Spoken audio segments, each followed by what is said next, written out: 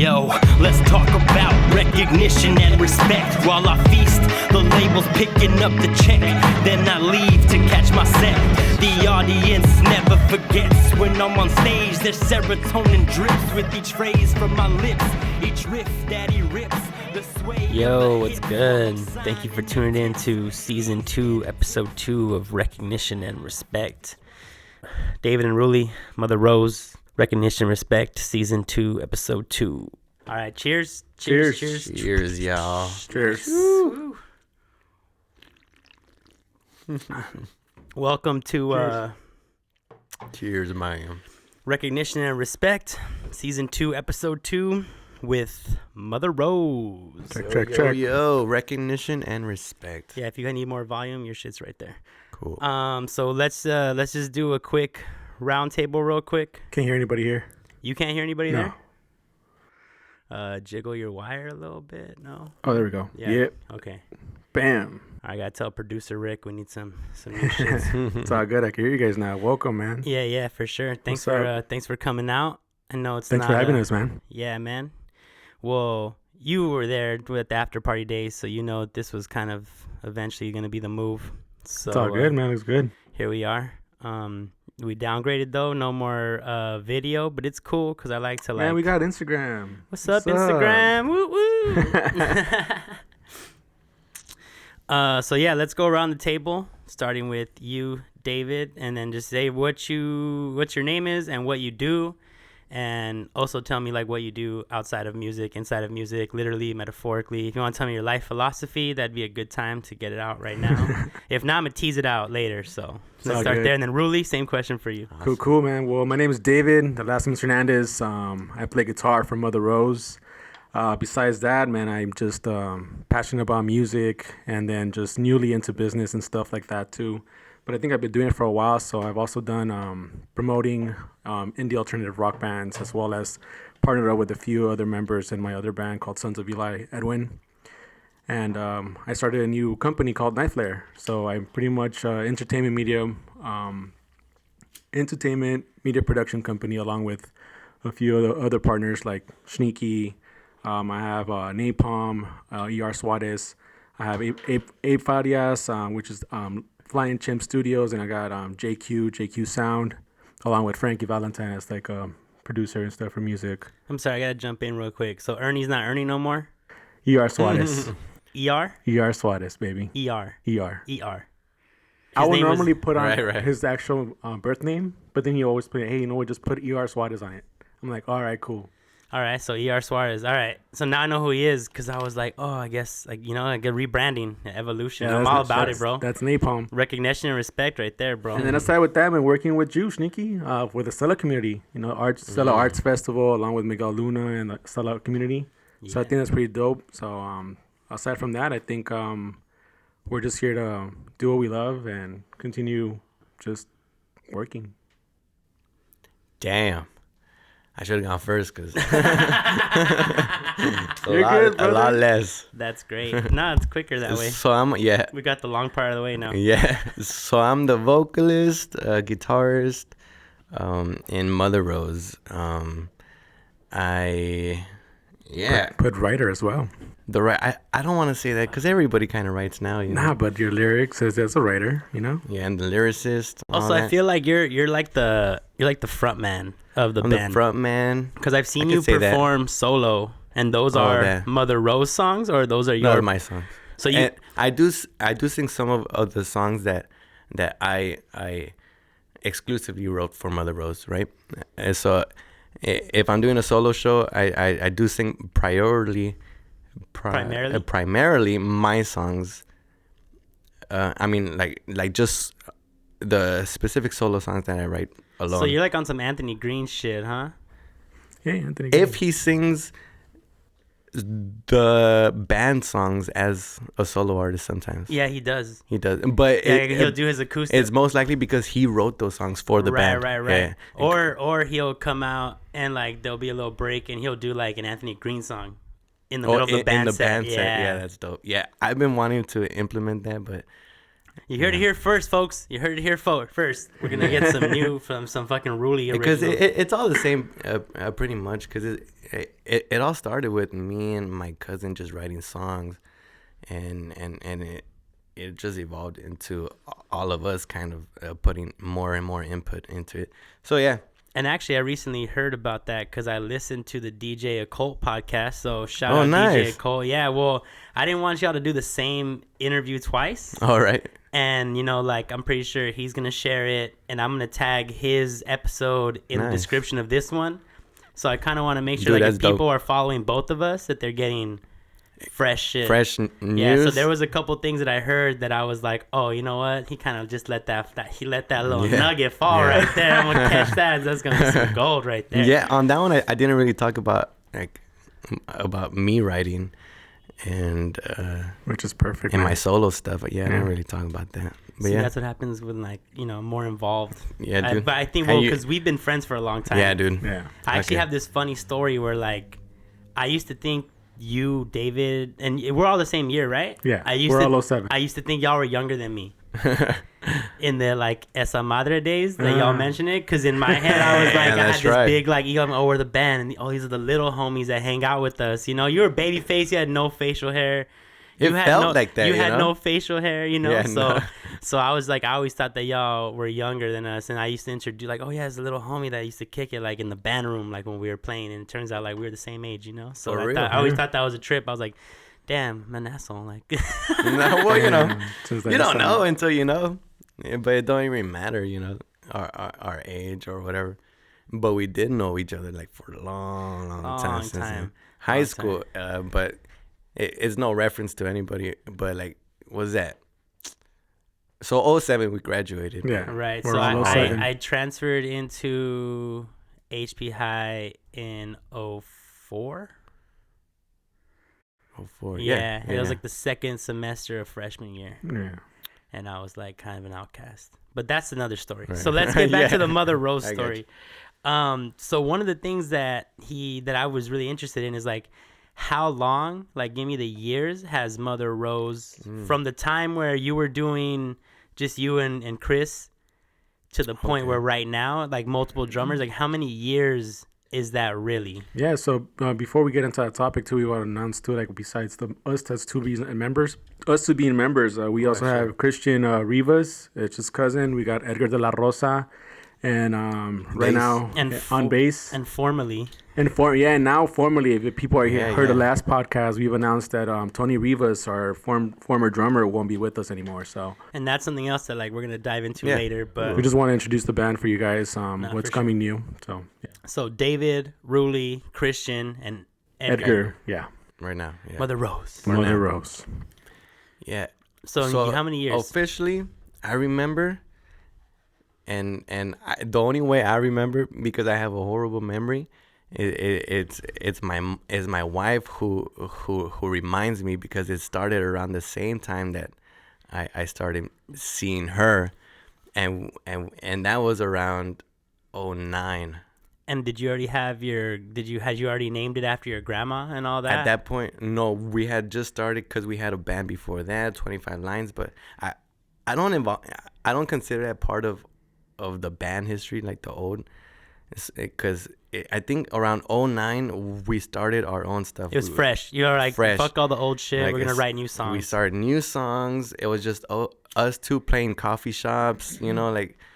Yeah, because it came from the beginning where, like, I would go support. I wasn't even part of the band, so I would go and support them, being an acoustic duo with just Ruly, Rivas, and Christian. And it was two acoustic guitars? And it would just be two acoustic guitars at Cafe Kashmir. You guys remember that? Dude, remember? That's at the Allen? Yeah, I know about it because my barber, it's her barbershop now. Yeah, so I go there. Oh, dog, you know my homie Izzy, dog. Well, I don't know everybody there. The owner, bro, the little short owner. Yeah, I seen her around. I don't talk to everybody, but runs that shit. Next time you're in there, be like, yo, I'm SHNEAKY's homie. Yeah, okay. He sent me right here. Yeah, so I like that place. That's like those are the first days that I remember supporting Ruly, Rivas, and Christian in their acoustic days and stuff. I don't even know if that was Mother Rose then at the time. And that was our official first, like, attempt at a show. Okay. It was just us two, and I think we had Mother Rose. I think we had the name. It might have already. been, because Years Yes. came by, but I mean, he knows more of the story. And I need to find that it. flyer if we Oh, ever made a flyer. Facebook for sure, or if not, No, or MySpace. MySpace. MySpace has that. It was shit. man. It was It was MySpace. MySpace. Oh, For for sure sure it gone. has it. Oh, you know what? I gotta look for it. No, I still. I'll find it, and then found some I'll old find it, and then songs. for sure, fucking Sneaky will put it up on his video segment. So. For sure. Yeah. Yeah, I'll cut it into I'll the look video. it up. for Yeah, sure. I yeah. still have pictures. I have pictures I got from pictures that too. show. So what year was that? Like 09, 010. 09. Yeah. 09? 09 to 2010. 10. Okay, Maybe. so what Yeah, was- so 10 years. So what was I doing? That's like literally around the time that SHNEAKY the rapper was getting started. Yeah? Yeah. It was like the end of I remember because I cut it into the video for one of the edits I was doing from last season. It's like the countdown at a rave of like 09 going into 2010, and I remember that was the one where I was like, I'm gonna be a rapper, like I'm put together a band, like I'm gonna do this shit, and that's how I specifically remember. So that's crazy. Like there was a shift. A lot of us were like coming into like our new thing. Is that fucking year? Is that turn of the fucking not century, but decade? Like decade. Right. So it's been I 10 guess years. so. We're about to have another one right now. It was Yeah, it was that's true. it was Dude, it was to think about it that way, man. Fuck, it's already another decade. it was a switch because before that we were in a metal band with Tony as well, called Capital Murder. So like I remember because y'all would yeah. practice at the same time that we were so practicing there. within that transition, like after like that band was about Is to that come to an Esa end. Yeah. So what was right after that band came to like about an end, Mother Rose was beginning already. You know, right in that duo with Christian and Ruly. Oh, yeah. So after Capital Murder. Yeah. So it was like We had that heavy metal band in high school, or no, after high school. it was between high school. It was like- it was like at the end of high senior. It was school. at then our we end of tried to- senior year, and then to a few years after, and then after that, it became Yeah, I think the I next- remember. It's because we tried to stay around that high school scene. Yeah. You know, like, and even if we were gone, or I mean, graduated, we would whatever, still show we up tried, and try to hang you know, out and like keep friends. That all way, the backyard shows, Yeah, all that yeah. shit. Yeah, I remember. It was crazy days, man. Oh my god. But yeah, We survived. We yeah. survived. So 10 years. 10 years. So About 10 years, and a lot of shit happened. no, and I think that's the segue into like the greater conversation I wanted to have today, because like I just wanted to recognize who you are, and also like 10 years is a long time to have a band together, bro. And I feel like a lot of work goes into that behind the scenes, a lot of work that maybe people who are trying to start bands right now or looking, you know, like young people that are coming up, people that maybe they're in their turn of their decade where they're gonna start something fresh, Right. and it involves working with people. And I feel like it's always good to let people know that it's a lot of work. It's not easy, you know. And so I wanted to get into some of that, and I have some stuff written down here, but mainly just like, how do you think y'all kept it together for 10 years? Like without having a falling out or people being mad? Did y'all take breaks, like, and then think you were gonna break up and then come back? I'll take the lead on but this, man. it's funny. Well, no, like I just have something to say. It's funny how many bands we've seen come and go in that 10-year span, like as a band, and we have a lot of friends, like a lot of band friends, I guess you could say. a lot of like- friends A lot of that are friends in who are in- bands. who are in bands, Yeah, they're Yeah, in bands. or like whole band Yeah. friends, right? Who we've played with and all that stuff, but like who are not around anymore. You know? And we see it, and then we look at ourselves and we're like, fuck, we're still going. It just feels like something we're just doing, you know? Like it's just like I've never even had the thought of stopping, right? I'm not sure. We've had our moments. And we have our moments. and we had to just pause, and we've been in a pause. Yeah, we've been in a pause. We've Basically, taken plenty of pauses. Of, like, but therefore they're not because we're just done Like with the arguments band. or- No, they're because they're needed. You know, they're needed to continue on to the next thing. I do remember one specifically. It was when all of us were a little tense, like, and felt like our job in the band, and every time we came into practice, it just felt like a chore. I remember like everybody. Well, I don't want to talk for people, but it felt like that. It felt like we just were coming in, practicing and trying to practice for the next show that we didn't like really like, you know, and just like a routine, and we're like, we need a break because we need to become friends again, because we're friends and brothers, you know, like and friends forever and fucking family forever, you know, like so we needed to find that. I'm gonna take it to a point where again. There was a point where we had to stop and take a pause because Ruly had mentioned he was going to proceed a career. So at that point, he had to proceed a career, which I wanted him to talk about in his intro, but he didn't. And we'll get back to that later. I have it written down. Now we're here, so like now.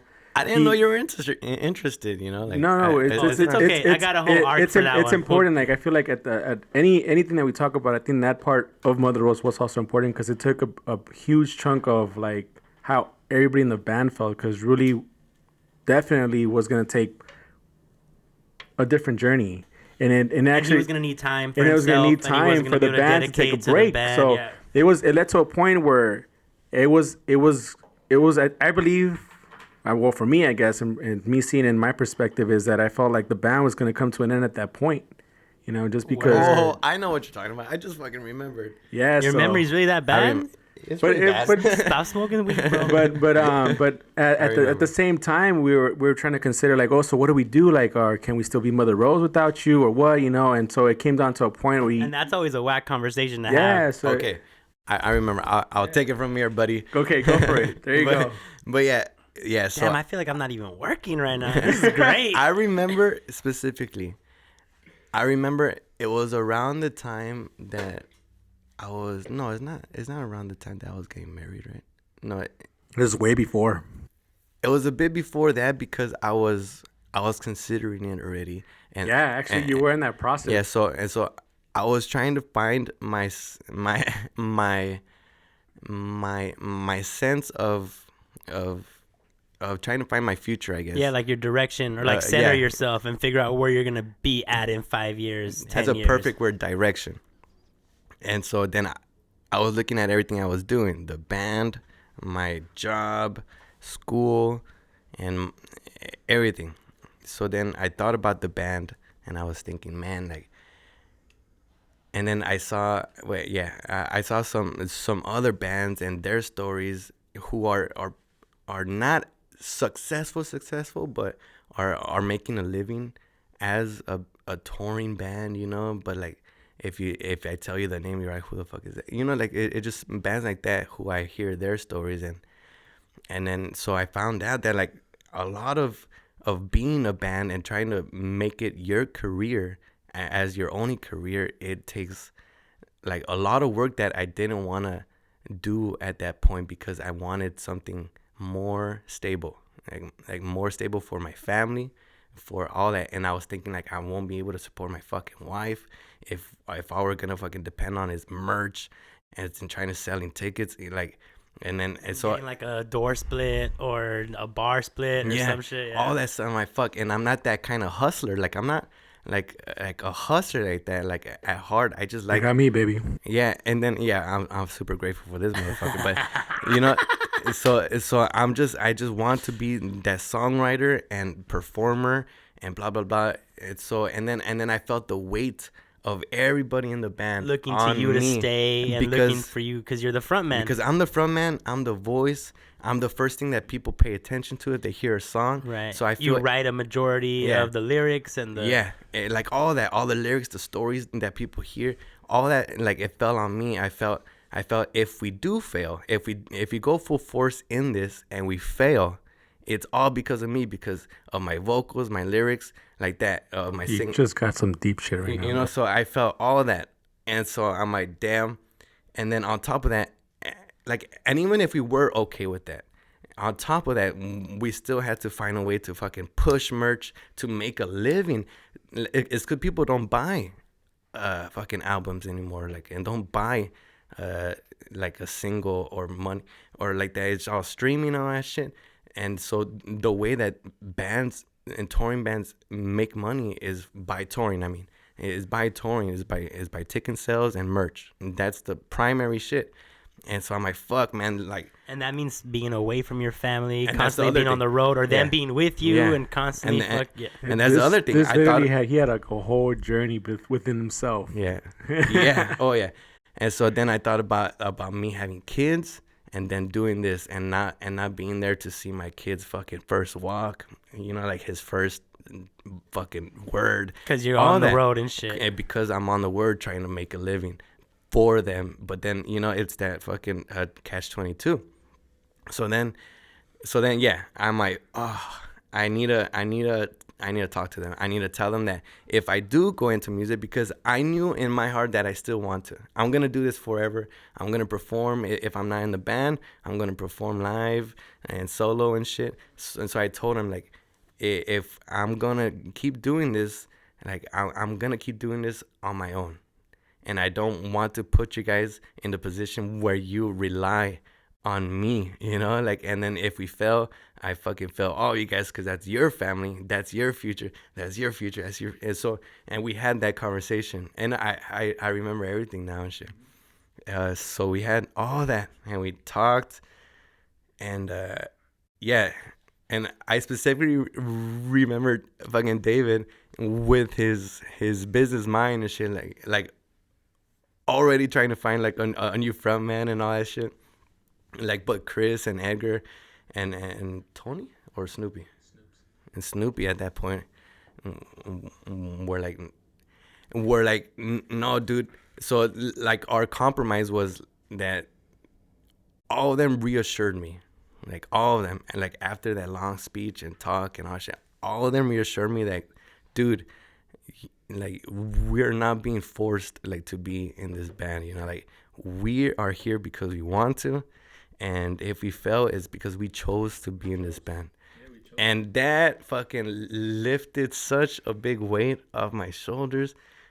And I'm like, and now I feel like if we fail, we're gonna fail together. We'll fail together. And it's because, you know, or if we succeed, it'll be together. All of us together. And it just felt like a big weight off my shoulders. And so now. And so they waited.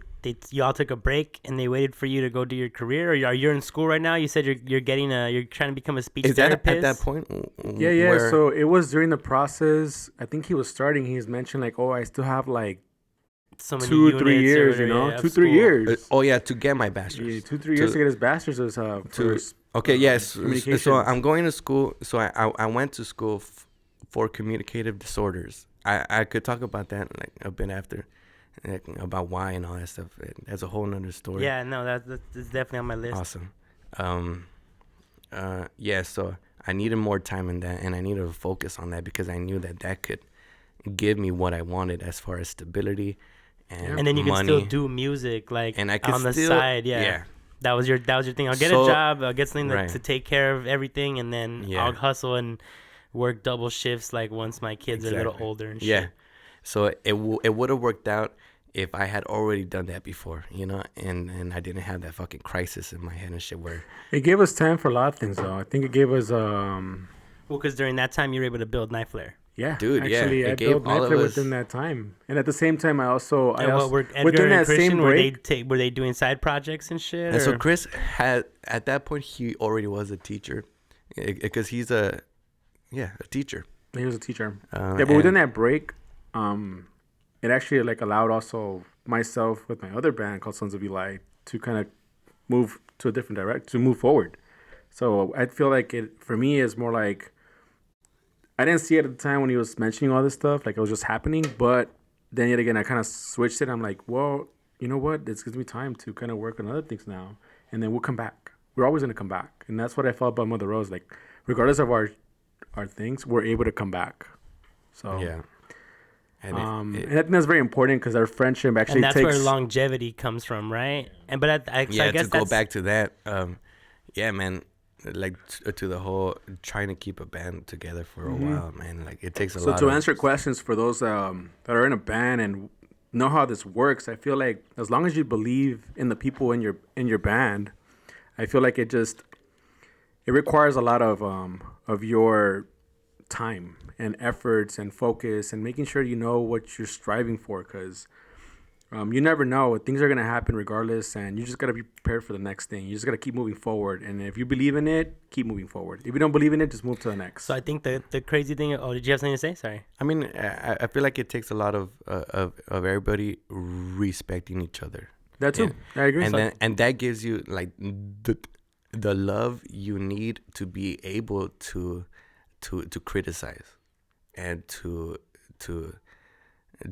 tell people what you really want to tell them. Because then if you don't like, so do you think like other bands that were friends that like didn't work out, or they couldn't stay together, they broke up, is it because like they didn't really respect each other as friends, or was it like why does that happen? Because I mean, I feel like that's a good question. That's like the classic cliche is that like bands are usually all friends, right? They're just people hanging out, playing music, and then it becomes a job and a business, and they get burnt out, and then they're mad at each other, and they have a falling out, and then like, cliche, and then the band breaks up, you know, and then all these fools look back and they're like, damn, what if we would have just like done it different, you know? Yeah, I feel like people might see breaks as in a band like kind of like as a bad thing, but I think they're needed.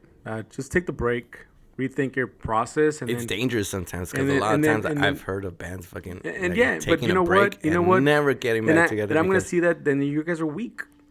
Then you should just continue, do something else, you know, move something forward. Well, like weak in specific areas of your life because you're not music, you know, like in just priorities, you know.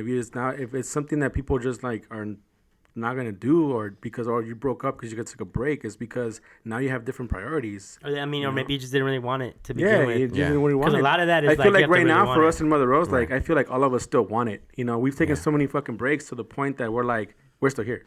10 years, you know, 10 years, and we've taken plenty to the point that it has led us to kind of be like, hey, you know what, we're about to break up. In our mind, we think that, but we're not. You know, we're still here. We're still saying like, hey, what are we going to do tomorrow? Oh, hey, you know what? Let's come to practice and work on this. Or, hey, you know what? I have an idea. Let's work on this now. And it just kind of re-energizes, and now it leads to rehearsals. Writing a new EP or a new album, you know, just leads to that afterwards. But then, like, how do you still... So then when you talk about juggling family, girlfriends, kids, jobs, your other jobs, like... What is that? Is that priorities? Like, what happens when those things are more important? Like, does that, like, how do you make that, you know, you said, and I think it kind of hurt me, but at the same time, I think it's brilliant and very self-aware for you to say, I'm not a hustler like that. Because a lot of people will tell themselves they are, and they don't have that hustle in them. But I feel like, so I wonder, like, how do you still prioritize, and like how do you hustle and make it still happen with like doing all the stuff you're doing, you know, if you don't really have that hustle in you? Like me, or I'm directing at you, but in general, like, I mean, David could feel that question too. Well, I know he's a hustler but he is, like me and the band have I want to say, like, no, I can't say that, but a personal connection. A personal connection. I wanna. Oh no. Like I feel like I don't know. It's either me and my music, or me and this band, because me and this band, I feel like it's what I want to do forever. I don't know. I can't explain. It's probably I don't know. It's probably the connection I have with the origin, with everything I do for it, with the fucking sacrifices I've done for it. You know. You feel the same way? I don't know. Well, I mean, I think me personally, I think I try to do my best to keep a balance. You know, sanity is important to me, as well as people that I involved in, people that are in my life, they're important to me. My family's important. My relationships are important. So even music is important. So I feel like me personally, I try to have plenty of me's everywhere.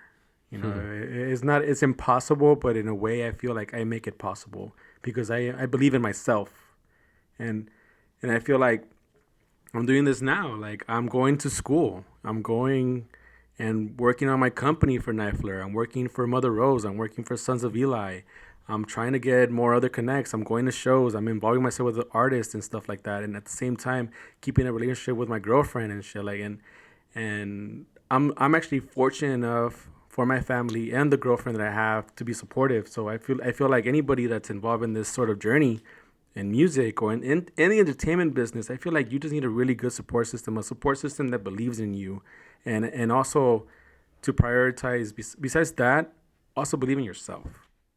because that takes it takes a lot of energy. As long as you believe in yourself and you have a support system, that energy is going to keep flowing and flowing. It's going to keep you going and going, and you're going to be able to have plenty of views everywhere.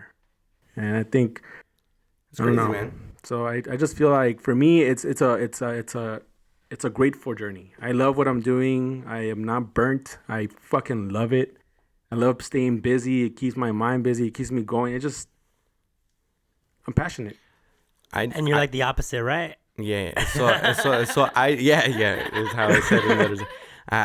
I realized why I couldn't really answer the question earlier or before right now, because I kind of forgot the question, to be honest. But I think You're the worst, bro. It comes back to the hustling thing, where I'm not that. So as far as the question goes, where like what does keep me motivated to keep pushing in the band, it's that like it's what I do. I mean, I don't know, like instinctively is just to write songs about, like to write songs for it, to come to practice and just be there for the band, and like to be kind of the head, you know, to just it's stuff I like doing.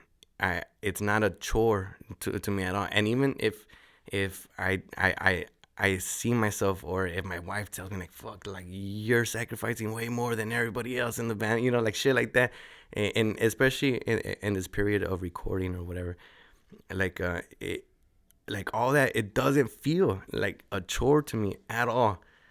So it's not that I'm hustling, because I feel like the fucking definition of hustling is trying to fight against the force, right? Like to push against something that feels like it's not obtainable unless you push, right? Like, because if you're hustling, like you're trying to make something happen out of nothing or whatever.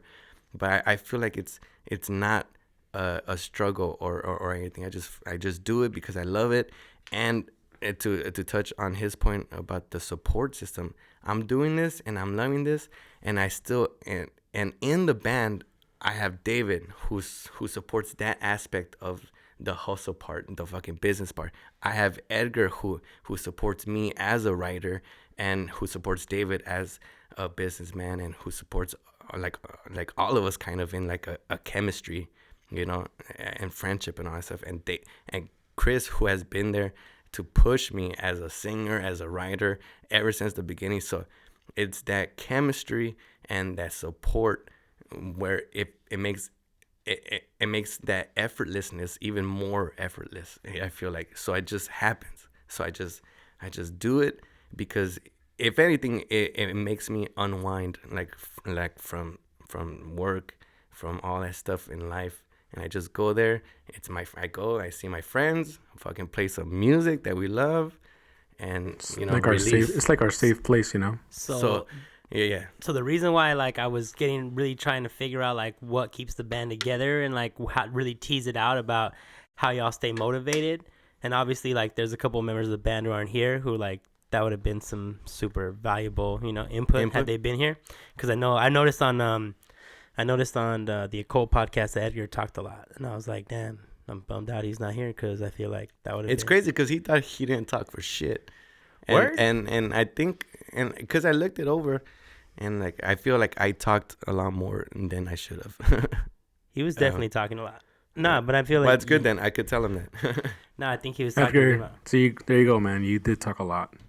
I mean, not in a bad way. No, like, that's something. No, I mean, yeah, and you know, it's a good thing. And shit. Yeah, it's a good thing. So, my whole thing is like, I'm worried about y'all finding a drummer, because I'm wondering how. Oh yeah. Because a lot of what y'all said keep y'all together is like this super tight bond, and this history, and this origin, and this passion for the music and for the group and the rest of the guys in the band. And like, how do you find a drummer who fits into that? Or if there's a drummer listening right now, because I do know some drummers as well who might end up hearing this, like, what are y'all looking for in a drummer, in a bandmate, in a friend? Because eventually this guy or girl, this person has to become your friend, right? That's the only way this band is really going to work, is like if y'all are friends. So like, hopefully someone in your friend group that you're already familiar with will step up and be down. But I mean, if you have to like do auditions and like randoms, like what are you looking for in a drummer and a bandmate and a friend, you know? Yeah.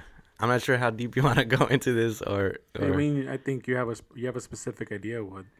Yeah. I feel like I'm gonna say this straight up. I mean, it's got to be deep because this is something you're gonna be hanging out with a lot. You know? From my end, I feel like besides being a friend band, being Mother Rose and who we are with a bunch of people that we already know, I feel like regardless of anything that we do, Ruly has his idea. Mother Rose has an idea, and it's Ruly's idea. And I feel like we're all chasing that same vision.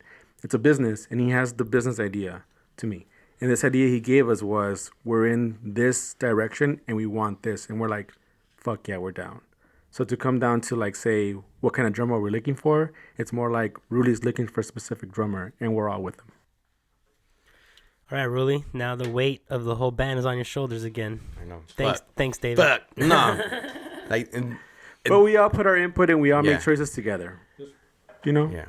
Of course, so that's what bands are. Like, they're kind of democracies. Like, Yeah. unless it's like the front man really writes everything, and they're kind of just like his session player homies. It's been like that for the beginning. Actually, we didn't touch that, but in the beginning, it was just really writing most of the stuff. Actually, when I came in, I learned all the guitar parts how Ruly wrote them. And that's another thing: is the drummer gonna be able? Like, are y'all gonna just work on new? Are y'all gonna just play the stuff you have? He has to learn everything. All of Tony's stuff, be that and or more. is he gonna be able to like write and? It has to be that and more. It's a whole new album and the old stuff.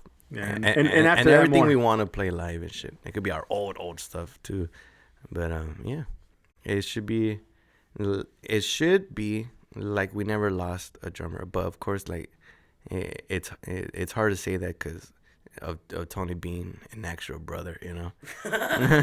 He's like, oh, we lost a brother, but he's really my brother. Yeah, and I'm really losing him too, kind of low key. Yeah. Oh man, yeah, it's been tough at the house, but yeah. So I feel bad for any drummer who does have to audition because they have big shoes to fill, you know. Like, but if we could find, like, I do have criteria, and a lot of it does revolve around chemistry, but from if they could play as good as Tony or better. I'm not saying anything about your playing, Tony, but it's always you know, it's always possible to have someone who's better than you and shit, and me and anybody. Exactly, anybody. And you should always be striving to be better than yourself. To be better than yourself. So like, there's gonna be a version of you that wasn't as good as the version today. Right. And like, you might find someone who's better than that version of you, right? If you're not trying to make yourself better, you stay that same version, then for sure someone's gonna be better than you, because there's gonna be people who are always leveling up. Because you're stagnant, you're not doing shit for yourself, you're not evolving. Yeah, man. So it's that. Of course, it's the drumming, the chemistry, and then after that is just to see how they do with consistency, right? Because it's gonna have to be like a lot of practices, and then practicing at home to learn the shit on their own, because like we have to move forward and they practically have to catch up, you know. So it's gonna be that cat and mouse kind of thing, but it's those kind of criteria. But we'll see. I mean, to touch a little bit more on what I was saying too, is more like, I guess we're looking for a drummer that could share the same vision we are. And what is that vision? When you said Ruly said this is what Mother Rule is supposed to be, this is the direction. Is that like something? Is that the trade secret that you can't share? I know, like, man, you're talking pretty vaguely. Yeah, like, what does that mean? I thought Ruly was gonna tell me what the direction. Well, I mean, I thought so too, but I guess he didn't say much. But like, you said a whole bunch of nothing, bro. Because a direction. It's like. No, I'm talking specifics. You're talking vague. No. But you said because I'm like, I have. Because I like I said, I'm not a member for too long. Like they have, like, I'm a member from like 2014. You know, after they've already have established Mother Rose as a band. So that's still half a decade, though. I think I know what David means. I think if they're down with what I want to do. Yeah, that's what I'm saying. That's what I said, being straightforward. Like if you're down with what Ruly's trying to kind of incorporate in our, because he's the front man and he's the one driving the sound. He's writing the stuff. Like he has given me the direction where they're taking, and I think I've come to about to learn that direction to kind of believe in that vision. So like I've incorporated my style into Mother Rose, completely. And it's not even only in music too.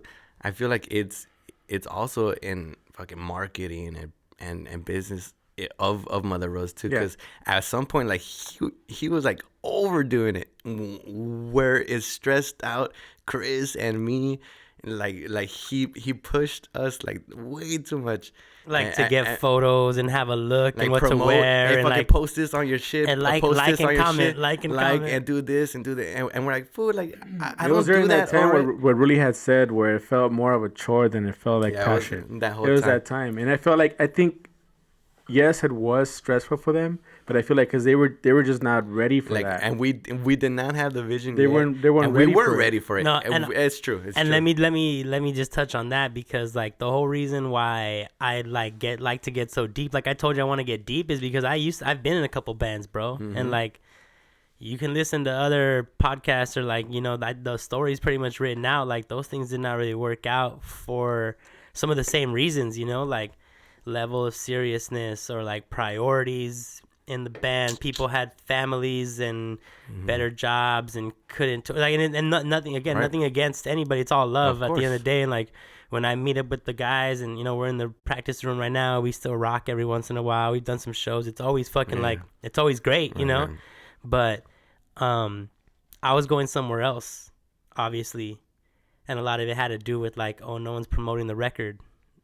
Y'all are not really like down to go on tour to push the record. Like, are you telling people about the record? Like, you know, are y'all trying to sell the record? You're asking people to buy it on iTunes, you know? Like, are you, Spotify wasn't out yet, but and then it came out, and it's like, are you sharing the Spotify? You know, like, are you posting the links? Are you posting the links? Like, are you, I'm in the street. I'm booking shows. Anybody else booking shows? Like, so it's just, and I feel it. It's like, it does feel like the job, because to me it felt like a job to me, because I wanted this shit to like work, and if you want it to work, you got to work it, you know. Right. That's how I saw it, and I feel like, I feel like they weren't really ready, and I understand their placement, because I mean, being just an artist, just building music and creating music, you're just an artist. Yeah, you're in your You're fields, just in your zone, you're in you know? your so you don't think of it that this is also a business. And I mean, I came in as a not really kind of incorporating this. It's just stuff that I felt like it should have been done in the first place.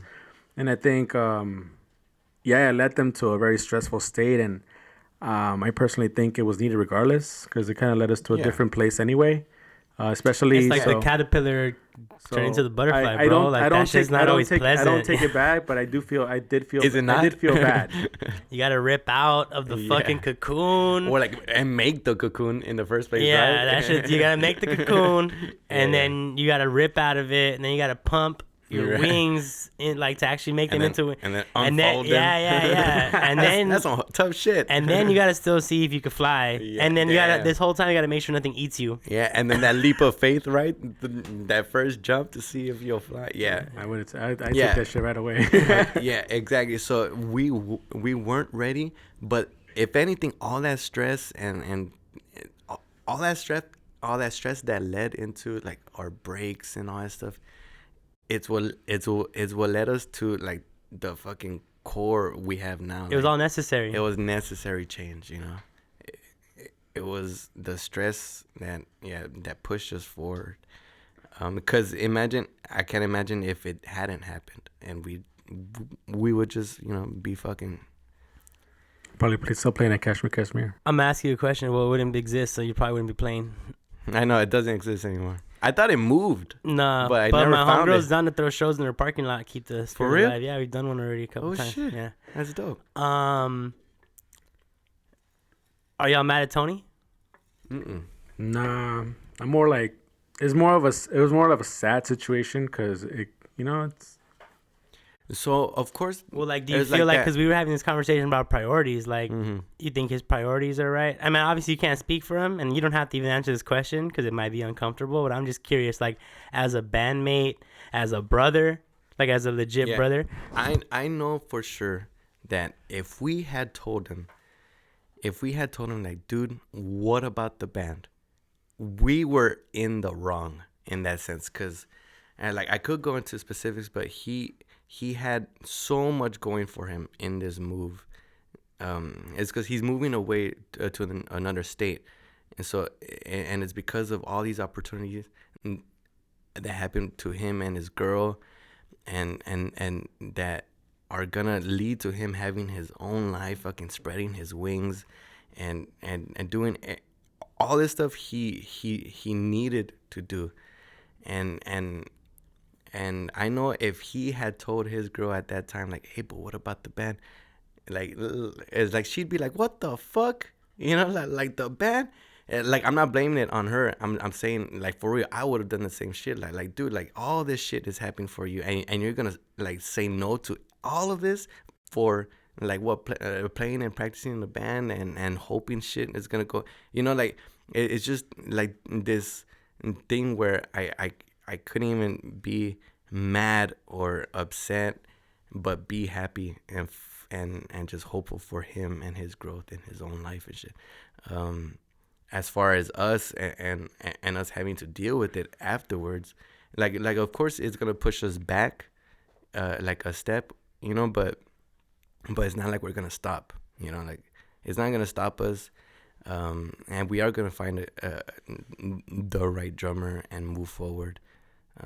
It I would have been pissed, bro. I would have been pissed. I am pissed for you. I'm mad for you, and not because I don't know, because like when the way you made it sound right now, like, oh, for the band, you're gonna leave that all behind for just a chance to play and practice in a band and hope. It's like, I feel like the whole point of doing this shit and the whole point of this podcast, really, and the whole point of like a lot of the guests I have on here is to like talk about the sacrifices it takes to make it work out. Yeah, you know, that's true. And so I just feel like Tony didn't have it, you know, or didn't want it bad enough, or didn't believe. And again, if you're listening, bro, it's all love, you know. Like, I'm not even connected. Like, I have no stake in the band, so I'm just talking shit, you know. Smoke some bowls. It's all good. Like, it's all good. Talking shit. I'm just saying, like, it to me just feels knows like you know. It's cool. Like, another thing too is like he hadn't, at the time of him coming back into the band, and from the time that, all right, so from the time he came back into the band and now we still hadn't played a show together, and we still hadn't like done anything to like prove of our note, anything motion. You can say, like, no, like there was no evidence. So it's not like he felt like he had a stake in the band in the first place, you know, because we had just asked him to be back in the band. But like, didn't he record the record though? He did. But so in his head, he's like, I gave them a record. They can find a drummer with that. They can shop it around, find people, get shows. I did my part. Probably. And like it could work out like that. Like that's how it's gonna have to happen, right? Like you're gonna have to fucking shop that shit around and get exactly. You have a record you can show to a drummer and be like, yo, learn these songs. Yeah. And I've got the tracks, the fucking solo drums tracks, like just fucking play off of that and learn it exactly, if not better or whatever. Yeah. Exactly, huh? Maybe they'll add their flair and you like it. Maybe they don't, you know? Yeah, exactly. That's right. See what happens. Like, because every drummer. Well, I just want the drummers to hear you and be like, man, fuck, these fools not gonna give me no space to be creative. That's or true. Like let me do my thing. Like they want me to play it exactly. To the all record. drummers, you are able to be creative. Yes, exactly. Hey man, I'm just note that you're able to be creative, covering all the boundaries, checking off all things. It's got its foundation. Shit, SHNEAKY. It's got its foundation, you know. Like if you want to fuck around with transitions, fuck it. But you know the foundation. We're open for it. You know, we're open for it. Yeah. So anybody listening, any drummer interested, we're open for creativity as well as, of course, we have our taste on what we want in a particular song. But don't come in here and try to fucking change our band name and shit that. You know, it's like, sounds like you're talking from experience. Yes. There's I doubt he's gonna watch any of that shit. But yeah, like we try to get a piano player for like this one period in our weird creation. In our weird creation? Is that your weird creation? That's what Mother Rose is? Our weird creative process. Oh, my bad. Yeah. Sorry to cut you off. And then we tried it, and then he's like, "Hey, dude, like what if we turn this into like a rock hip hop kind of thing?" And sounds then, like, you know, like shit. And then and what's going on with the name? You know, like what if blah blah blah blah blah. I'm like, okay, never mind. Get out of here. Yeah. But you know. It's all good. All right, so keyboard players who know their place, if you want to come and audition too, I guess the band, there's Who know their place. That's crazy. All right, now I want to transition into another, change the topic completely. And this might get personal for you, Ruly, but you said earlier, because I mentioned your profession, what you want to do. Yeah, dude. You said you didn't really think I was interested, but let me just tell you how it sounded to me listening to the Occult podcast. It sounded like the shy dude with a stutter became the frontman singer of a rock and roll band. Mm-hmm. That's like some superhero shit. Mm-hmm. That's like, you can make a movie out of that. Like, yeah, I talk about this a lot. I bet you were like, you're onto something. Mm-hmm. Patent pending. It's no, but you know what I'm saying? Like, it's like that's, and I assumed automatically that that's why you wanted to become a therapist, because I'm guessing you went to therapy, or there was someone who helped you become, No, actually, there's no specific therapist, but like it's just the idea of me getting better, like slowly and then ending up in this band. Because all right, let's see, I'm getting ahead of myself. Because I could talk about. I love talking about my stutter. Like, it's not in like an egotistic way, but like I love to talk about it, to the just success story of it and shit. Yeah. Well, yeah, but just to spread awareness about stuttering too and shit. Like, because like I'm sure like at this moment, well, not now because it's late, but like now there are kids who are stuttering in school, getting bullied and all that shit. So I like talking about them where, I'm going into school for communicative disorders because I want to be a speech therapist, because I've had speech therapy my whole life. And it's helped me to conquer my stutter. And now I could fucking talk in full sentences in a podcast, where in high school or middle school, I would fucking be terrified. I'm still scared to pick up like a phone call or to call shit that I need to do, because I still stutter. And in the Occult podcast, I noticed, I looked it over afterwards. I'm like, oh shit, like I probably should have like calmed down or not talked as much, because I could have. It's like now I feel like I'm doing a lot better, but it's probably, I don't know. No, I mean, I heard some stuff too, and I know, and I had, because I've known you for so long, I've heard you struggle with stuff, and I just assumed that's just how you talk, like it just, I feel like since I met you, it was just like, that's just how this fool speaks, like not a big deal, but like I didn't realize that you actually had like a stutter and you had overcome it. It used to be worse, and that this is like, because even me, like I'd be like like I get stuck on everybody gets stuck sometimes on stuff, so I just assumed that like, maybe you just like smoke too much weed or something, like and that whole thing too is part of it. Is this mine? Yeah. Oh shit. Shit, man. You know what? Here, Put your cup up. Oh, I'm pouring myself another one, because you guys are lagging. I'm pouring myself another one. Oh, I thought we were gonna do something before. I didn't even That's know why I this didn't was drink mine. it. I wanted to drink it. Oh no! I was waiting for like a something. I was drinking both. It felt special, I thought it was from like a previous podcast, just on the table. Well, y'all were gonna pick up booze, and then I asked my mom if I could bump some, and she's like, "Oh yeah, there's a whole bottle." Hey, salud, guys. Salud, man. Cheers. Salud. Thank you. Cheers.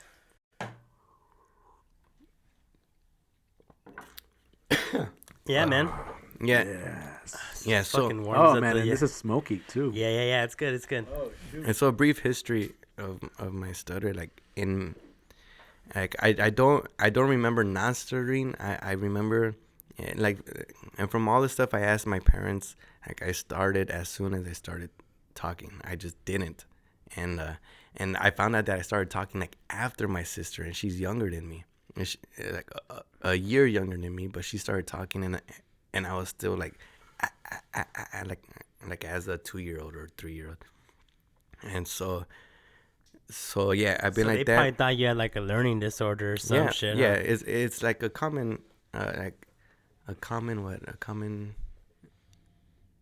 misconception, I guess. Or a misdiagnosis. Yeah, of people thinking, like, oh man, like if you're stuttering, if this kid is stuttering, he's not thinking right, he's not, like he can't put words together, he can't make it, and so it makes him stupid or it makes him blah blah blah. But But like stuttering is just an articulation problem. It's just how you're moving your muscles to say what you want to say. What you want to say is still up there, and everything, and your brain, like everything's still functioning. It's just your muscles not communicating correctly, your articulators, and then on top of that, it is a little bit of like a mental thing where it could an exaggerator of all that stuff could be stress, could be if you're nervous, if you're excited, if you're it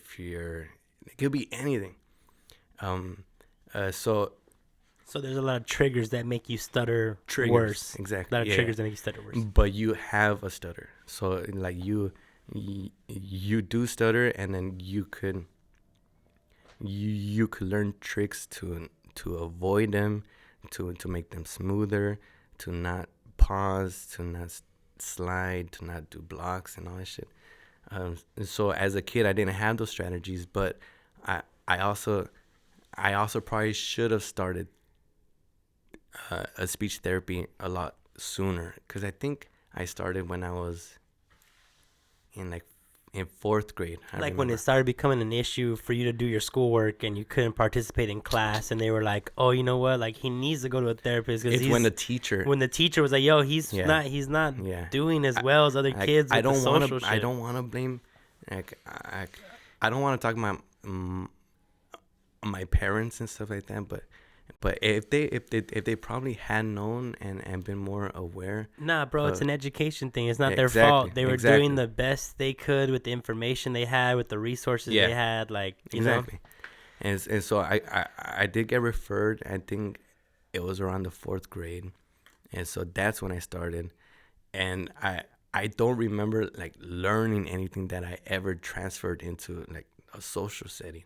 I learned tricks and learned shit to do, but I never like transferred all that stuff to talking to a friend or anybody. So I always stuttered, and I kept stuttering again because I didn't fucking like just learn. It didn't click. Like it didn't click because I was a kid. I was like, fuck, I'm just here. I know I can't talk, but like, and I don't know. Like I remember a point where I met Ruly. Like he actually in middle school, like fresh middle school, 6th grade, first period, by the way.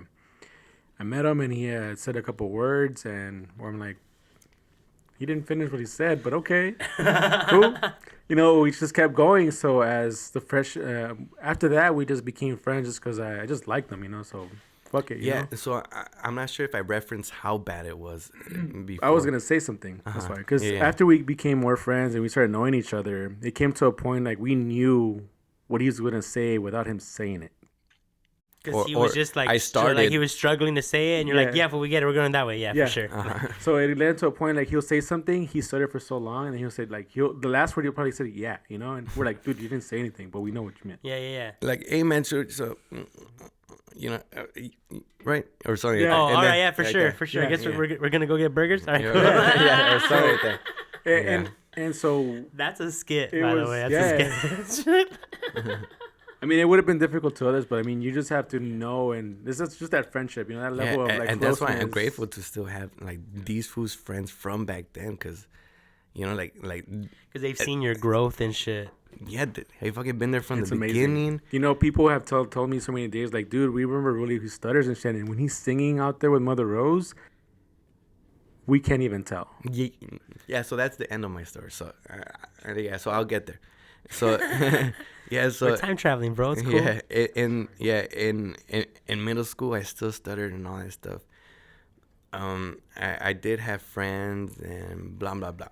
In high school, I kept having therapy, but I was more aware at that point, because it's high school. Like, you're a fucking teenager and you're starting to care about girls. And you're really trying to be cool. You're like, okay, I gotta like breathe. I gotta breathe. Social status, I gotta blah blah. Calm down, breathe, talk smooth. Well, okay. And so I always thought, because everybody always told me like, oh, just calm down, you know, like just calm down, like, and think about what you're about to say, you know, and all that stuff. I'm like, dude, like I stuttered, like I'm completely calm right now, you know, like, or you know, or He's like, man, fuck you, man. I I'm am calm. chill. Yeah. I am chill. Like, I'm Shit, calm. I just Chill. fucking stutter, bro. That's it. Just Well, yeah. So I always had that mentality where it's part of me and I can't change it.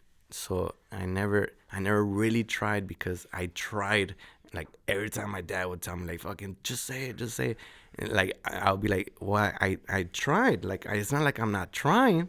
You know, like it's not like I'm not trying to fucking say you know, or say mom or Mother Rose. You know, like it's not like I'm not trying.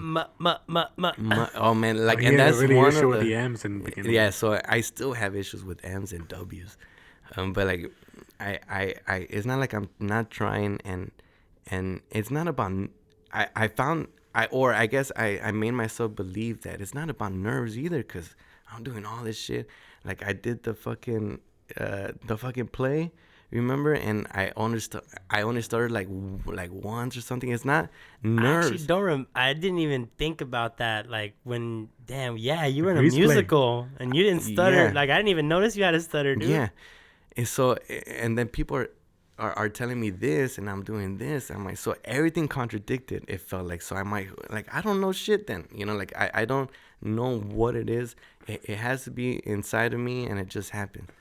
And then I joined football. I got this boost of confidence where it's not even a confidence about like, oh, fucking look at me or whatever. I started talking to adults, like coaches, to people of authority, where like I would never talk to, like teachers and shit. In that experience of football and just having to talk to these people, and that, like the push of talking to someone who I felt was above me, and doing it, and having to not look like a fucking bitch because it's football, you know, and just doing it and just fuck it, and then I'm body lifting and weight lifting, and then I'm getting more confidence because of my body and all that stuff. And then slowly I noticed, like I didn't stutter as much, like, and talking to new people, I noticed I never stuttered in that first encounter, fucking talking to anybody, like to especially girls or something. I never stuttered in those first encounters, and then I always tried to see why it was, and then I came up with this idea that in those first encounters, I'm always trying to make myself seem, or no, in that first encounter, I am like a perfect human being. I am, until I prove otherwise or whatever. So I am a person who doesn't stutter. I am until I stutter. So I acted as that person that they thought I was, you know. So I became that person that these people are talking to. So I didn't stutter. I fucking enunciated. I did everything perfectly. And it's just that act. It's just like a big act that I put on. And I guess it's probably why I didn't stutter on stage in that play, because or when like we would hang out when like you were meeting other people, Yeah. or just being like, you're Because like, all these people don't know I stutter. I don't know, so I'm not gonna stutter. I'm not, and then I'm gonna play that role, like, and then it just switches something in me. And then I was backstage singing your parts too. Hey, you know, man, because I needed all the help I could get. Fuck that shit. But She was yeah, hilarious. yeah, and so yeah, and then after I keep talking to those people and become friends, and then I let my real self come out, and then it slips in. Oh, you stutter? I didn't even fucking know. And you're I'm like, yeah. fuck. And then after that, no, it don't matter. And then I talk to him. Yeah, I stutter. It's just, you know, it's just something. It's not a big deal, especially now. It was a big deal back then, but after that whole confidence boost, like I was able to mask it and just be like just better. So then I learned that it was a big weight on who you are, at least mentally. So it is a mix of mental and motor, like all, like just. It's almost like it aggravates it. Like your motor doesn't work, so then in your mind you're like, well, then I'm like not that cool like of a person. circle. So now like. Oh, okay, yeah. Or like it's like, or like I have, too. like I'm my shit's stutter. I'm stressing out. Whatever. This is how I am, and then you give up. I always thought that every time people heard me stutter, that like I always projected the thought of They them, thought you were dumb, of or them seeing me as like less and like stupid, and so that in itself like just made me fucking stutter more, because it just fucked me up. Yeah, of course. So I learned until college, until I went into this fucking into this major, and took, because I stopped in high school. I stopped taking therapy. I joined football, and I just stopped. I'm like, fuck that shit. I don't really need it. I'll figure it out on my own. Fuck it. I just stopped. And then after high school, fucking a couple of years passed by. I don't know what major I want to do until Chris tells me, like, fucking just go into communicative disorders. I'm like, what? That's a major? Fuck, I'll try it out. You know, That's perfect for me. Yeah, Perfect. That's dope. So I went, and they told me over there that, hey, it's free therapy for students if you wanna do it. I'm like, oh, it's free. And so I went, and they had their own clinic over there and everything. And I learned some strategies that I probably learned as a kid that I didn't remember. They just didn't click, yeah. That now I'm like, fuck, I'm using all these shits. Right now. What are you using right now? It's a lot of avoidance and just breathing. It's just breathing with my diaphragm and trying to slide all the words together, where I don't have to think of every word as its own word. It's a lot like small little things. I still stutter, but at least I'm not blocking. And it's where I want to say something, but like it just, like your muscles tense up, and it just doesn't. And then it keeps tensing until I stop and breathe, and then try to do it again. I used to do that all the time. It's when I couldn't finish my sentences. But through that, and through classes, it's not even through therapy. It's through my fluency class. Like I just had one class for fluency, stuttering, where I had this assignment where I needed to, like all the students needed to pseudo stutter, to purposely stutter in front of like two or three specific places, at a drive-through, over a phone, and to a person, like a family member. Just to see what it feels like?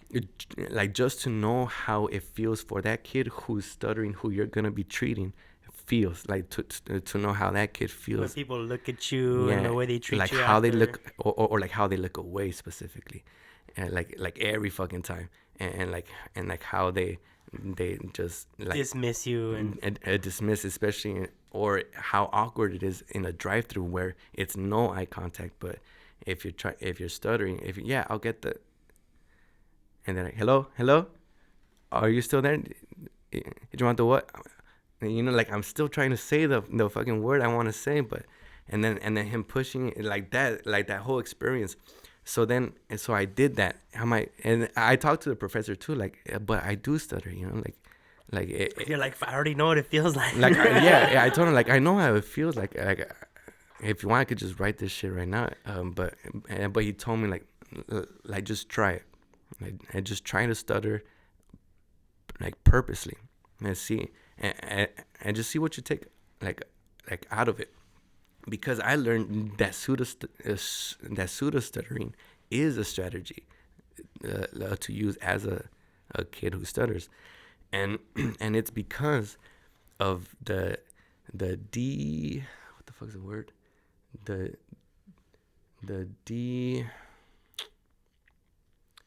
shit. Are you having a brain stutter right now? Yeah. Yes. Oh my God. Well, while you're thinking about it, I'm gonna pour David another drink. It's like the whole idea is to not be affected by how other people think of you, and to just do it. Deflection? No. It's to get to get desensitized. Desensitized. Right. To get desensitized by what. Oh, so you'll stutter on purpose, and then people will do whatever the fuck you can, and you're like, all right, these fools don't care anymore. They already know I stutter, so now I can be like relaxed. I learned through that people don't give a fuck if you stutter. It took me my whole fucking life to not care. I think you had friends that didn't give a fuck. Yeah, I knew that, but I didn't even know you stuttered. But I and I think if I ever heard you stuttered, I just assumed you stuttered, and I didn't give a fuck. Right, but I just projected that on everybody, and because I did get bullied, like I'm not gonna lie and all that shit, like people like probably it sucked. Ruly? Yeah, like, it sucked, and so like fucking asshole kids. and it probably only happened Fuck them. it probably only happened like a couple times in elementary or in middle school, and then kids figured out that shit was whack, right? Like, yeah, afterwards. But that shit stayed. That shit stayed with me, and I projected that onto other people, everybody I met, you know. So then I learned to not care. And now I if I stutter, I just keep going. And that's what stuttering teaches you. Is just like try it, like stutter, and you know, like don't care, like and then you're gonna finish your sentence after, like, and you're gonna finish, and people are gonna wait, and if they don't, and just explain to them, like, yeah, I stutter, you know, and just be patient with me, you know, like if you're not patient, or don't want to deal with it, I'm sorry, you know, like I'll just go talk to someone else. He didn't even give us a warning. He was like, eh. Yeah. Literally, at the first he didn't really give us a warning, but we're like, he's like, Yeah. like, cause he was in that he was already like, you could say block where like, fuck it, I don't give a fuck anymore. Like, I stutter. You don't want to listen to me? Cool, I don't care. But it's because at that point, because he was in that. No, but I mean, there's times where you did stutter, and you wouldn't explain yourself because we didn't expect you to explain yourself. Right. You get me? I just didn't want to, and I stuttered because I stuttered. Like, I couldn't control it, and so I didn't want to explain it. And it's crazy because and I stuttered, so I'm like, I mean, I can't say why. I mean, I just went with it, but it's just more like, yeah. So are you almost done with school? Yeah. Or you're finished already? And so I did finish my undergrad. Like, I got my bachelor's in communicative disorders, and now I'm doing an internship. I'm doing an internship to be a speech therapy assistant right now, because it's all I could do with the bachelor's. Right, you got to go back to school. I need to get my master's to be an actual therapist. So I'm doing this for now to get like a little career going. And so get some experience. Yeah, get experience, and then and also to make it easier to get accepted into fucking graduate school. Like, I'm already doing it, bro. Just take me. Yeah. So it's all gonna help out. And like the internship, if you you get paid eventually, right? As an assistant. Well, there could be a job, for the meantime before you go back to school, possibly. Well, yeah. So, because it's gonna give me connections, if anything. I'm not sure if I'm gonna be able to stay at that place. If there's openings, I'll apply, but it don't work like that. No, but you could use that internship to apply get a job. Yes, and then maybe have a better chance to get a job. Yeah, it's through that. It's a program. It's a program in Cal State Northridge where it's an internship, and you have to get 100 hours of client contact.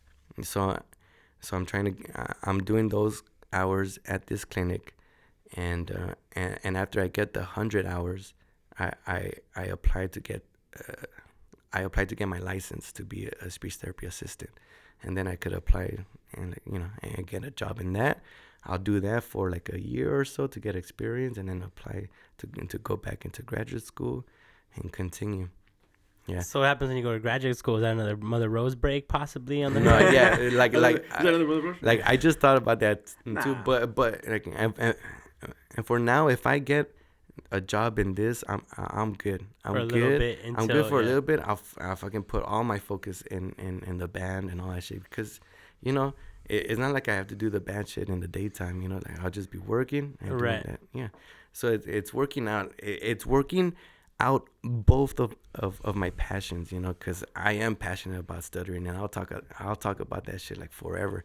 And if it helps another kid out there, like to see me in a band, to see me leading a band in the front, fucking singing, like in front of people with no stutter, in front of people on stage and having to talk, yeah, like I think it's a nice story to tell, and Yeah, it I really like is, it, bro. And I liked it when I heard I Occult. think it's the right story too. That's one of those gems that Occult just like dropped. I was like, bro, how you gonna not Well, 'cause talk he to a didn't- singer Yeah. about his stutter? Like Yeah. he sings in a band now and he used the stutter. Like that's like all love Occult, all love. Yeah, all learn, love. learn from the masters. Yeah, I love that podcast. Whooshing. It was like It was like, good, bro. I learned like, about a lot about you. interesting. I didn't know Yeah. you used to live in HP. Oh yeah. We used It's to go before to I his moved house to and Canada. I would go over to play Mega Man most of the time. Yeah. I didn't even go over to learn how to play guitar. Like I would just go play Mega Man. No, And at the time, I had no idea how to play guitar. So Because at that point it was still middle school. yeah, it was middle school. Because after I went to Canada for 8th Oh grade, yeah, that we didn't even speak about that. I Because- guess he left. because I left for 8th Eighth grade. grade was his last year. It was gonna be his official last year. Like he wasn't gonna come back. You were gonna live in Canada forever? Well, like That was the plan. I didn't even go to Y'all 8th said grade. like bye and like Yeah. hugged and cried Yeah. and shit. Like, Yeah. all right, It It was Ruly, I'll seventh- never see you. It was the again. last year of 7th grade, and he was like, "Dude, I'm leaving to Canada." Yeah, and like, And we're because like, our family had planned to live over there, to move over there, to live with my family over there and all that shit. So we were like, that was I'm always the probably quote not unquote gonna- plan. Like we're Yeah. gonna be America for a little bit, and then like we're gonna go Oh back no, to Canada. no, I'm not sure what happened here, but my parents were like, I think we'll try Canada now, and we did. And it's probably financial things or something. I don't know, but at the time I was too young to even care about that stuff. I was just You like, were just fuck, like my friends. I've got my friends who my who friends. it's already hard enough for me to make friends and shit, and now I have to go over here and talk to these people who don't even speak English, you and know. now, And how the fuck am I and, like, stutter in fuck, French, man, homie? like, How do yeah. I stutter in I French, know, homie? yeah. How do I stutter in Yeah. French? yeah, so then I came back, but then I did end up coming back. Do you know what happened? It didn't work out in Canada for some reason. I You think- still don't know. You weren't paying attention. Still? I thought it's because I thought it was because my dad couldn't find a job, and I remember him telling me something or telling us something. It's because of his last name, and like people over there are fucking racist and shit. And I'm like, fuck. And so I kept that this whole time, and then I brought it up like a couple weeks ago.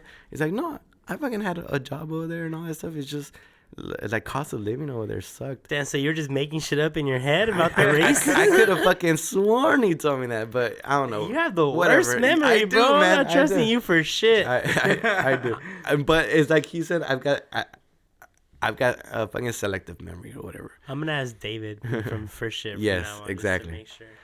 So we did end up coming back, but I guess we couldn't find a house in HP, and we found one in Southgate, but I kept going to HP High. Was that the Southgate house that you lived in? Right now, it's the one we still have now, so it's the longest house I've lived in.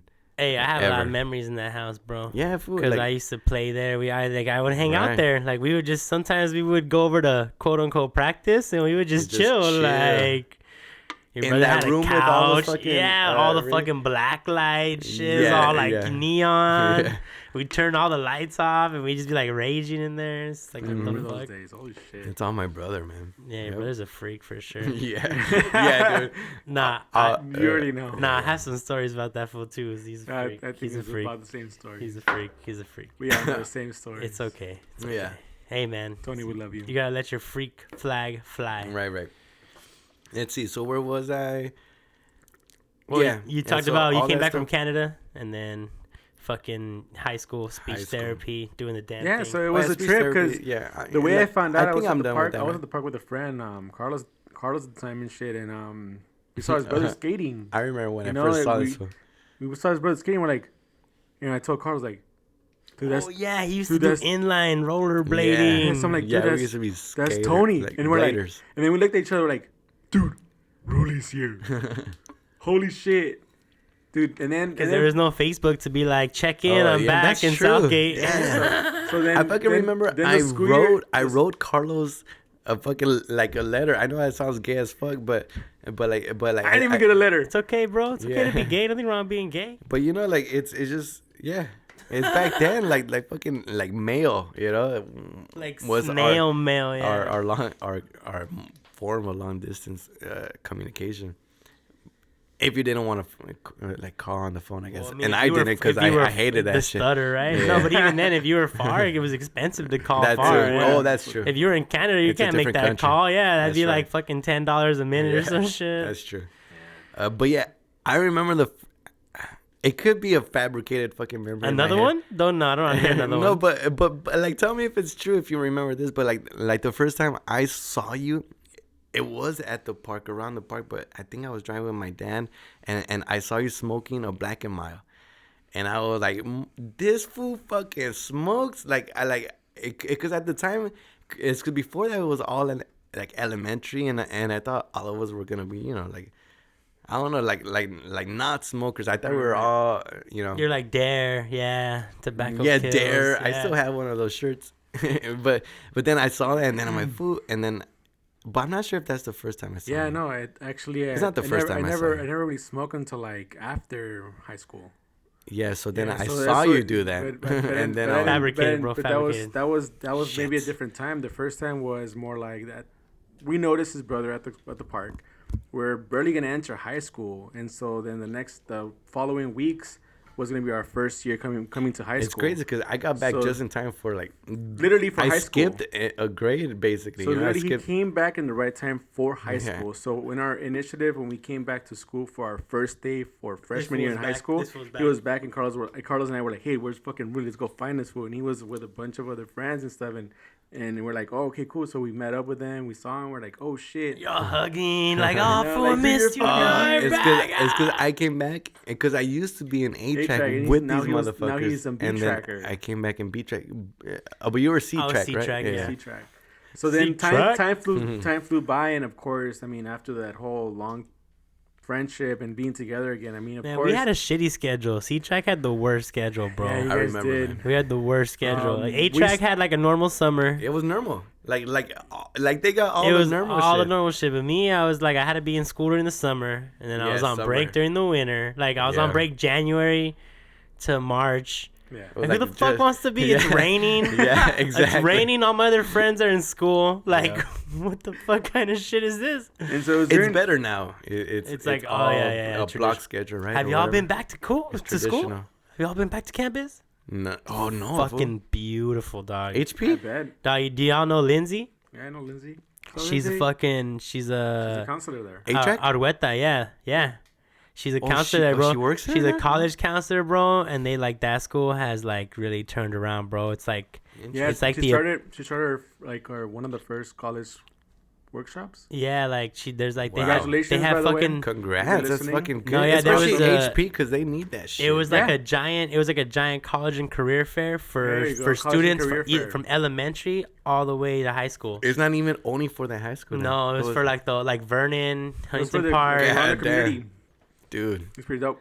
I did notice like the new fresh paint, Mm-hmm. but that's all I knew about Well, it. because they have a normal schedule, it gets cleaned every like summer.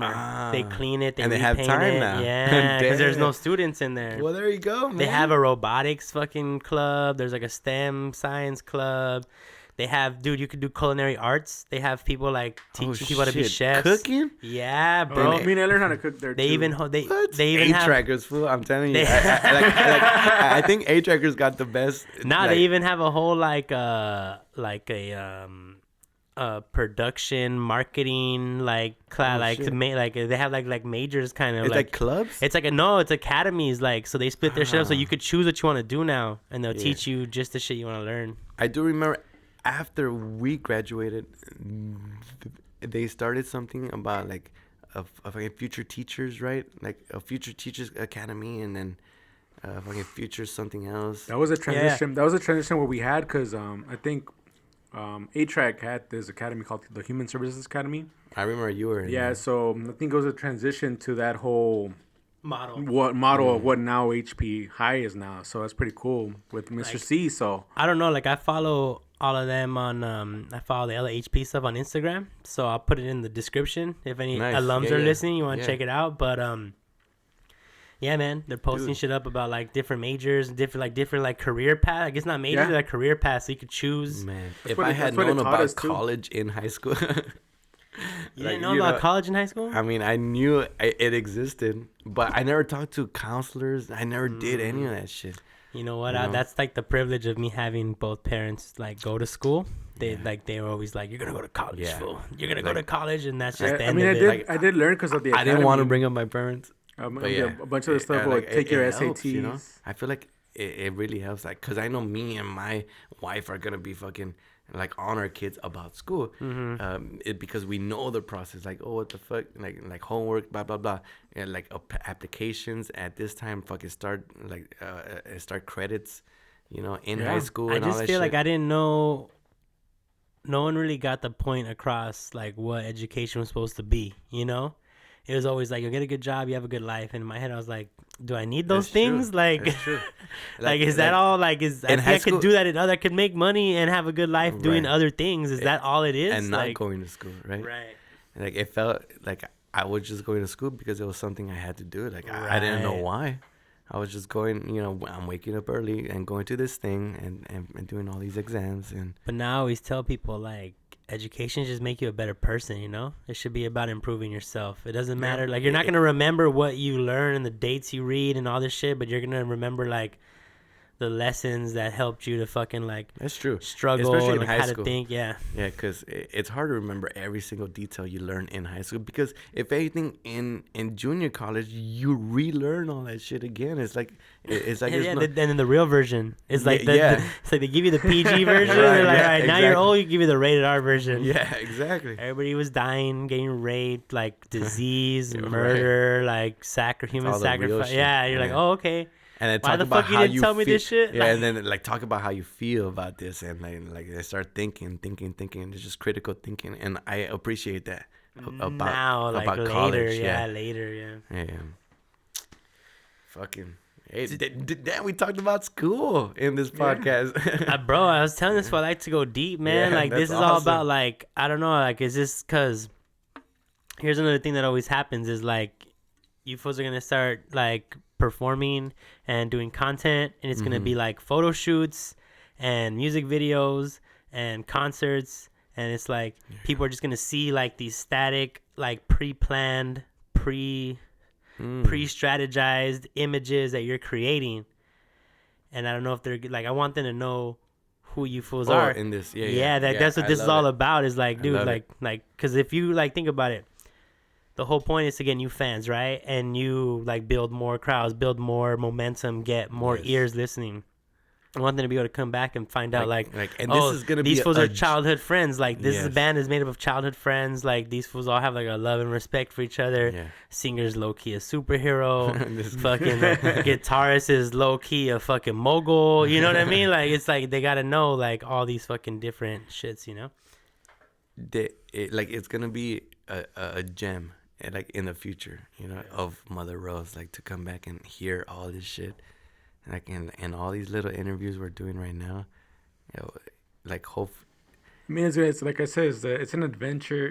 It's a beginning to a new adventure. Yeah, this is awesome, man, and especially with you, because I know you like talking that deep shit, and like I'm also like, we want to stay within the community as well, grow with that. So, like, why not be Mother Rose in our city, like, especially me being from HP and then Ruly being from Southgate, most of us. Or even going to HP High, though. That's like Huntington Park experiences, Huntington Park people, All of us are connected in a way, and I feel like people that are within the same sort of, like, strive of passion, why not get all of us involved? Well, and that's another thing is that, like we were talking about earlier, we have a lot of friends who used to be in bands, who used to be DJs, who used to throw shows, the guys who started La Clika Podcast, that was them. They started the podcast and they're like, well, we don't throw shows anymore. We're not super heavy in the scene. How do we still do something for all the people that we grew up with doing shows with and all the people that we know? Well, we could make a podcast and, like, put it on all kinds of platforms and try to give try to give people somewhere where they can come and talk about themselves. Mm-hmm. It's like there's not many of us left from our from our history who are still, like, pushing it hard like we are, in that little era, like that pocket of time. Yeah. So it's like there's a lot of new cats, of course, and we're trying to take them under our wings, and we're meeting up with them, and we put them on shows. But there's also like that's the whole thing, like, getting back to that longevity, right? Like, the fact that at this point, like, when I moved back to LA and I want to do music, and this fool was still doing music, like, he was the fucking door guy, the promoter at the club I was just happy to be performing at. Had no idea.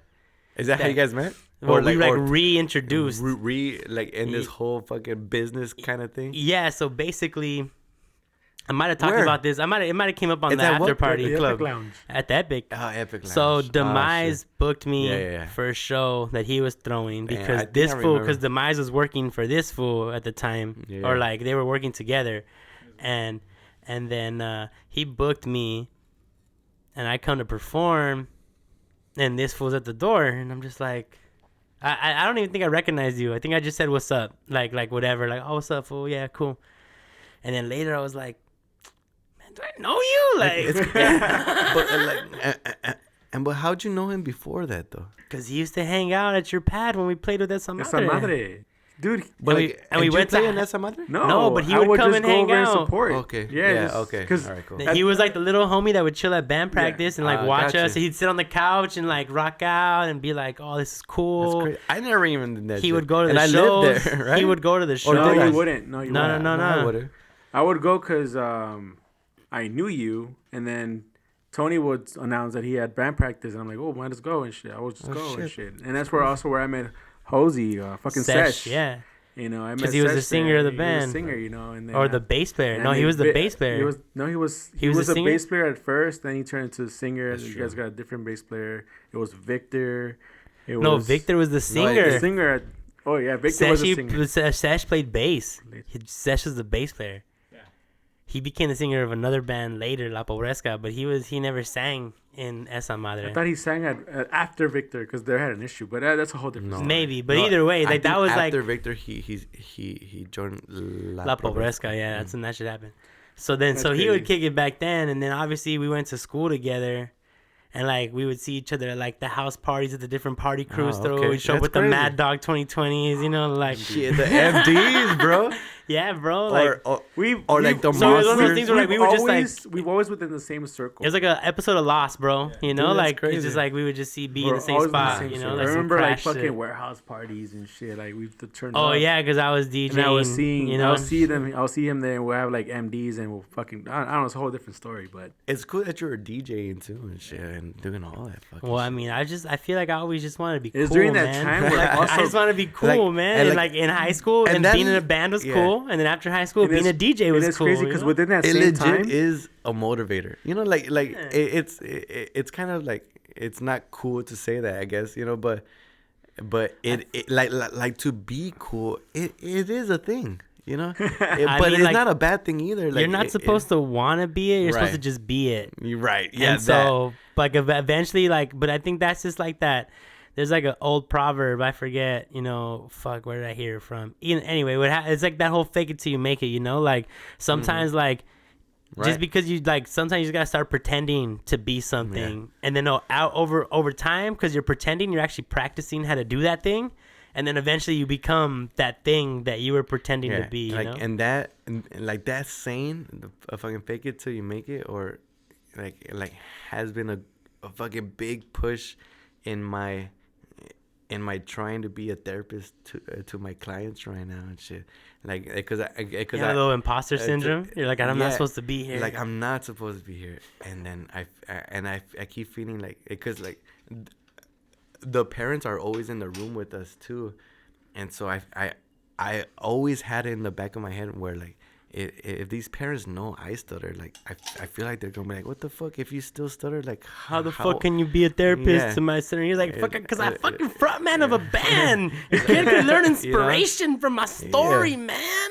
But you get it, right? Like in that sense, like if you can't even treat yourself, how are you gonna treat my kid or whatever? But Definitely, so definitely. I've always had that. And so I'm like, fuck, man, I just have to go in there and act like I know what I'm doing, and then everything will come after. Like, I mean, I feel like I do now, but I first in that first couple of weeks, I'm like, damn, I'm gonna be working with these kids myself, like alone. Like, I need to help these kids learn how to speak, because it's not only stuttering, right? Like I'm not only in this field in speech therapy.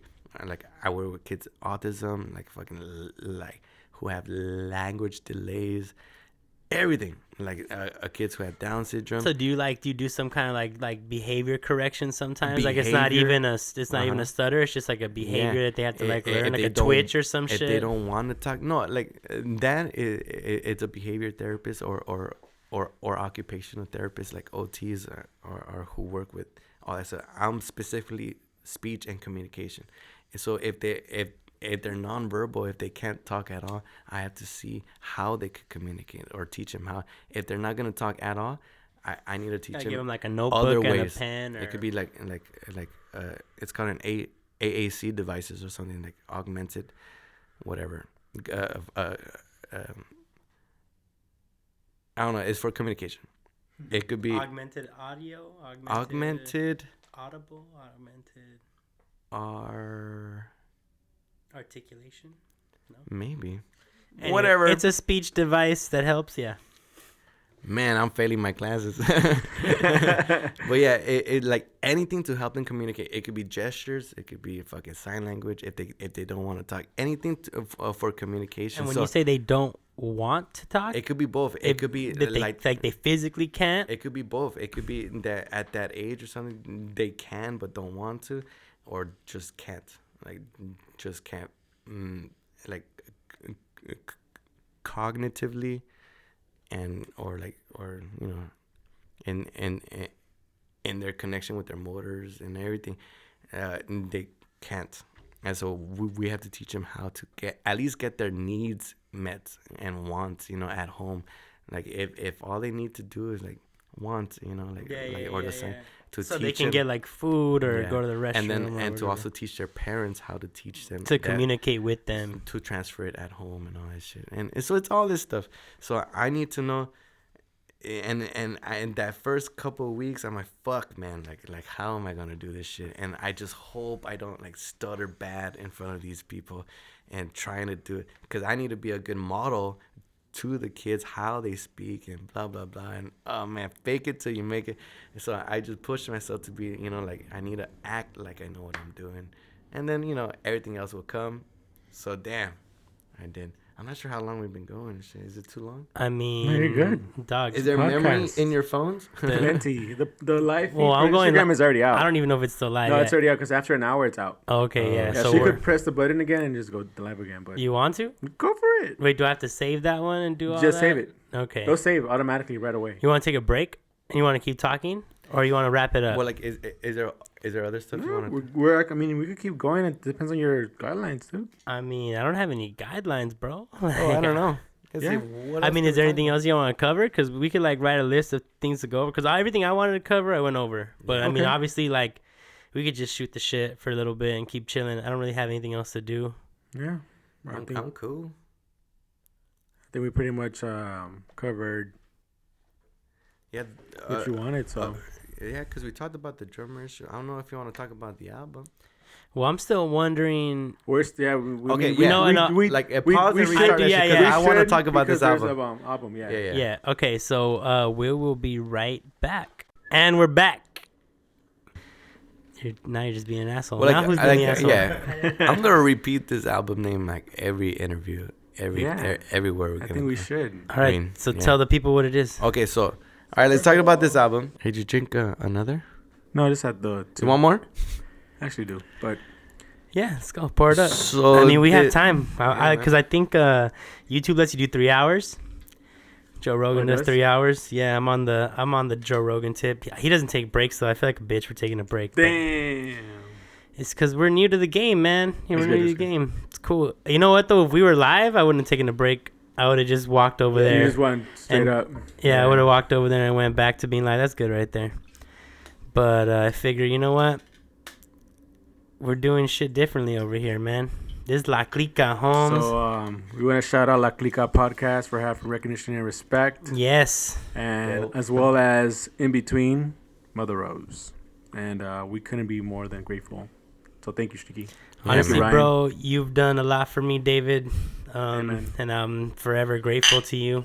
To David. Together, man. To David the fucking. And you know what? To Tony one time, man. Hey, for Tony too, yeah, man. Because I know Tony too, man. Tony's the homie, dog, and I'm bummed out. I never see him or hang out with him, but I'm bummed that he's not gonna be around. You know, I fucked up. I should have spent more time with the crazy motherfucker. No, you have no idea how I feel personally, man. I actually been super bummed out because throughout these fucking times that we're gonna be looking for a new drummer, I feel like I want him to be coordinating all our show performance for the album release show, you know, especially for this new album that we're about to fucking announce. Like, there's so much to go into. Me personally, I feel like there's so much to do still, like so much. And then Tony's leaving. I'm like, love you, bro, but I'm like, fuck you, man. Fuck you. Glad we got that on record. So like, I might save that. I might cut that out and save that for can't say this only for bonus. myself. I can't say this only for myself. I say this, and I feel like Tony might feel the same way. He's like, fuck, I'm gonna miss out. Yeah, I want to fucking be there. I want to fucking do this album. I want to do this album release show. Like, there is so much hard work, so much dedication, so much that he has put into this process that we're about to like give you guys. Is like, he loves this album. It's too much. It's like we literally have outdone the members that we were in the past. Like, this album is something new, and it has literally evolved us as musicians as well as people to create the sound and more. You know, it's like, it's just a lot to go into. It's like, it's a lot. So what's the name of the album? The name of the album is The Man in All My Stories. Oh, you know what? You did say it. I remembered though. Hey, Yeah. man, Ruly's not the only one with bad memory. The Smoking pot this whole Man time, in All man. My Stories. And like, I'm not sure if you noticed, but after I said it, like, I paused a little because I was thinking if I should go into the reasoning and all that stuff. But I could go into it now. Yeah. Sure. Well, if think it was I would perfect. have been there, I would have been like, so why is it called that? Right. Yeah. Hey, but no, it's no disrespect to. Nah, you know Ricky. what? Occult's an asshole on his own. Like, honestly, you should. That was you should- awesome. You should see his Facebook feed, man. He's fucking troll out the game. So What? yeah, nah, for real. So you know what? And it's all love, bro. It's That all was love. a cool dude. He's cool, bro. You Hell don't have yeah. to defend him. He's cool. He's my Yes. resident DJ. Oh, dope. He's also come through for me a lot. Dude, we go way back too, man. Not as far back as we go, but me and him go back to like fucking 08 Compton Linwood party days. That is Yeah, dude. That's a long way. That is like 10 years. That is a long. Dick, it's like about the same amount of fucking time. Yeah, actually, Yeah. yeah, it's the same as. It's within the same process. Mother Rose was becoming something. So Yeah, bro. So that's what I'm saying. There's a lot of shift, bro. There's a lot of shifts going on at that time. But why is it called Yeah, The Man in okay. All My Stories? And honestly, my first impression is like, are all your songs about a man? Are you the man in all your stories? It's threefold. Like, all right, it's threefold. And the way I explain this to the band is, so the man could be seen as so it's a concept album first, I should say. It does have a story arc in the album. It follows. And like each songs are in chronological order, Yes, or does it it's time in order. travel? It's in order. It's not some Quentin Tarantino type shit. No. It's in order. Damn, I just want to fucking say it. I just want to say the gist of it. Say what you want to say, bro. Cut it out later if you don't want to put it out. At least you have it on record. Just Okay, say well, it. no, Just say it. like I'll talk about the name. So it is about the guy in the album and his story. How he talks about his father. It could be like the other kind. How the other character in this album talks about this guy, who is the first person I talked about, who. No, well, that shit's convoluted as fuck. Yes. You're not No, making no, okay. I know, Yeah, I I'm not know. making any sense. No, you're not. Yeah, You're not. like, Take a deep breath. Do you need another drink?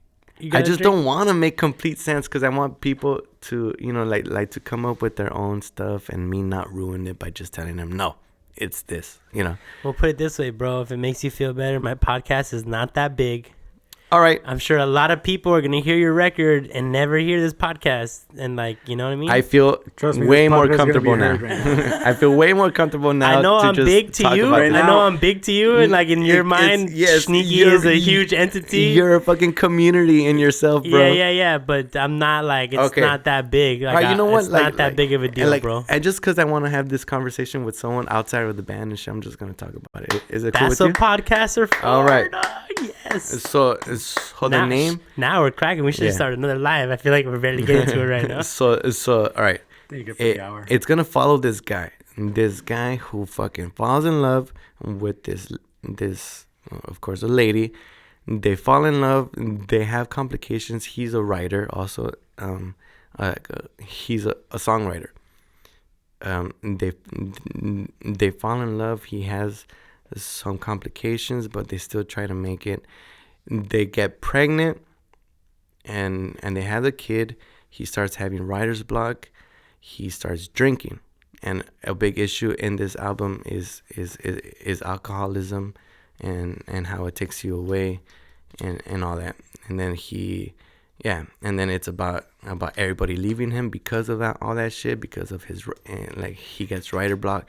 He drinks because he thinks, it becomes a cycle. Blah, blah. Like, a cycle. He's drinking because he has writer's block, and the writer's block keeps on because he's always fucked up, and his family left because of the drinking, and then his family leaves. His family is also the writer's block, but they left. I get it. Yeah, you got it. But then so it turns into that, his family leaving, and then that's a catalyst to him just feeling utterly alone and keep drinking and just wanting to killing himself, and then it ends up with his baby, his girl, who he had in the middle of the album, at the end, just trying to contemplate everything that happened and why he killed himself at the end. I don't know if I went in, like too perfectly into detail. Very summarized. Okay. That's good though, because I feel like summarized. I feel like each song has. I feel like its for me, that story, like if you were to tell me, like, yo, that's what this album's about, I don't feel like that shit ruined anything for me. I feel like now I'm even more interested to hear how your songs tell the story of this journey, because is it gonna be like a party, is it all sad, or is there some parts where it's upbeat and he thinks his life is good, and it's crazy. Now I'm interested in what this arc is like, because sometimes when you're on the way down, you don't actually notice until you hit rock bottom. Interesting.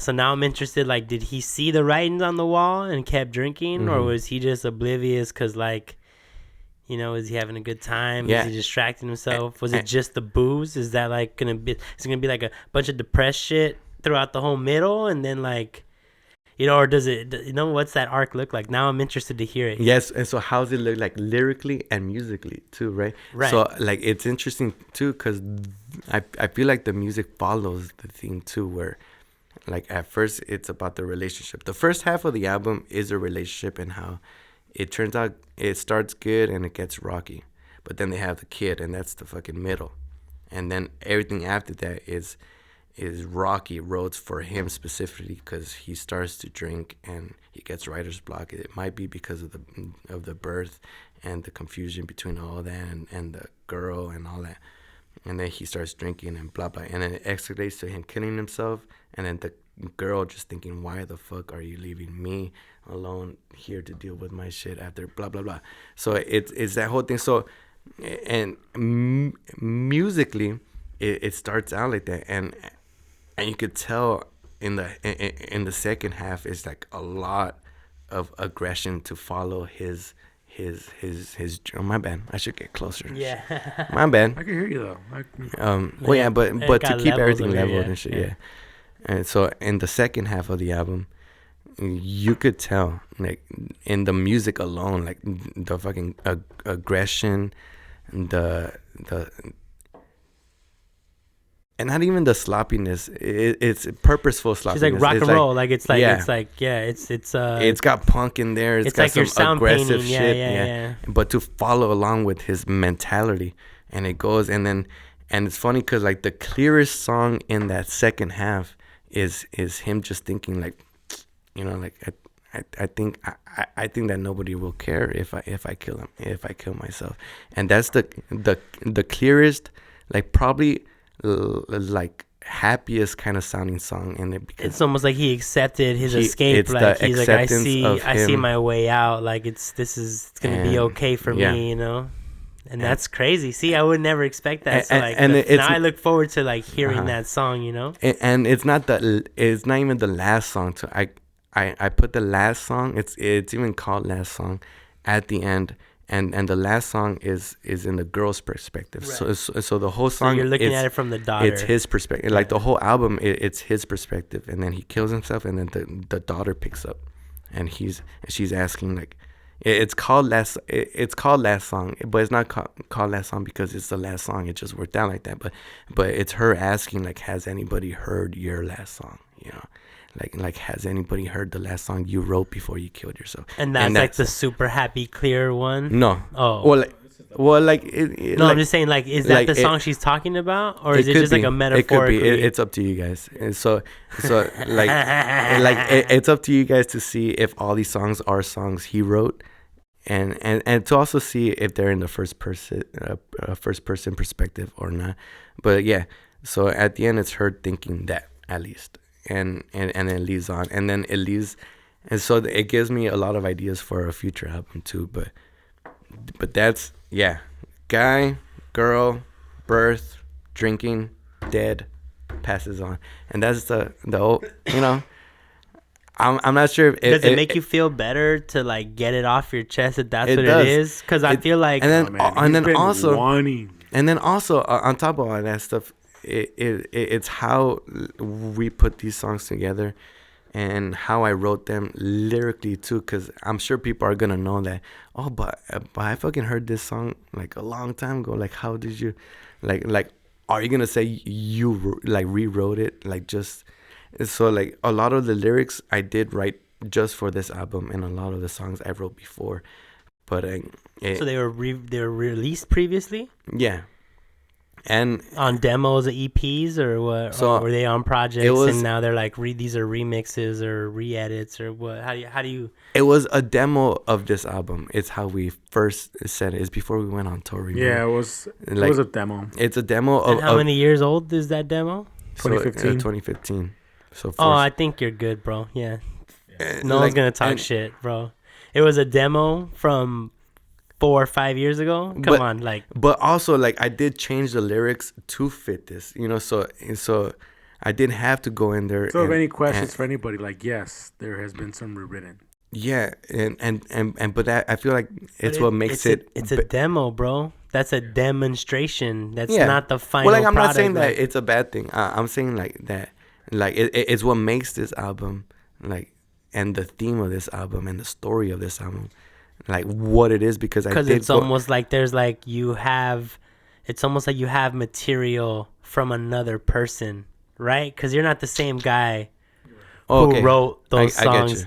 So it's almost like you can almost rewrite and like put someone else's music and say, like, yo, this is another guy. It's not me, right? This is like a music from another guy. Right. But I do want to touch on that too. Like, so it is a story of a guy and his story, right? But each of these songs, like every single one of these songs, are real and based on like the me on either me or people around me, and it just turned out that I was able to make it into this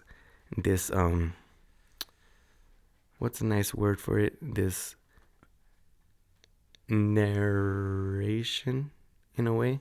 Say your version of it. You know, it just turned out that it's like you're synthesizing a bunch of people's experiences. It's a narrative.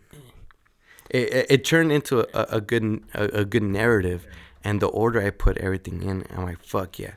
And so I found that story. So the story happened afterwards? And then I rewrote everything to fit it. Yeah, it did. It happened after our first demo. So I did have a group of songs, and then I read those songs, and then I'm like, I want this shit to be a story. So then all the songs we wrote after that, I wrote it specifically for this, for the album, and that's like a good 5 or 6 songs and shit. So it's almost like the demo was the seed. Yeah, and the album literally grew the idea out of it. Yeah. Yeah. So and I mean, honestly, that's a great that's another great arc. That's another great story. That's another great example for people who are listening to not be like so connected. You know, like in this day and age, you put shit out. Like, you could always don't never be afraid to fucking like to go back and retcon some shit or to always keep, and because art is never finished,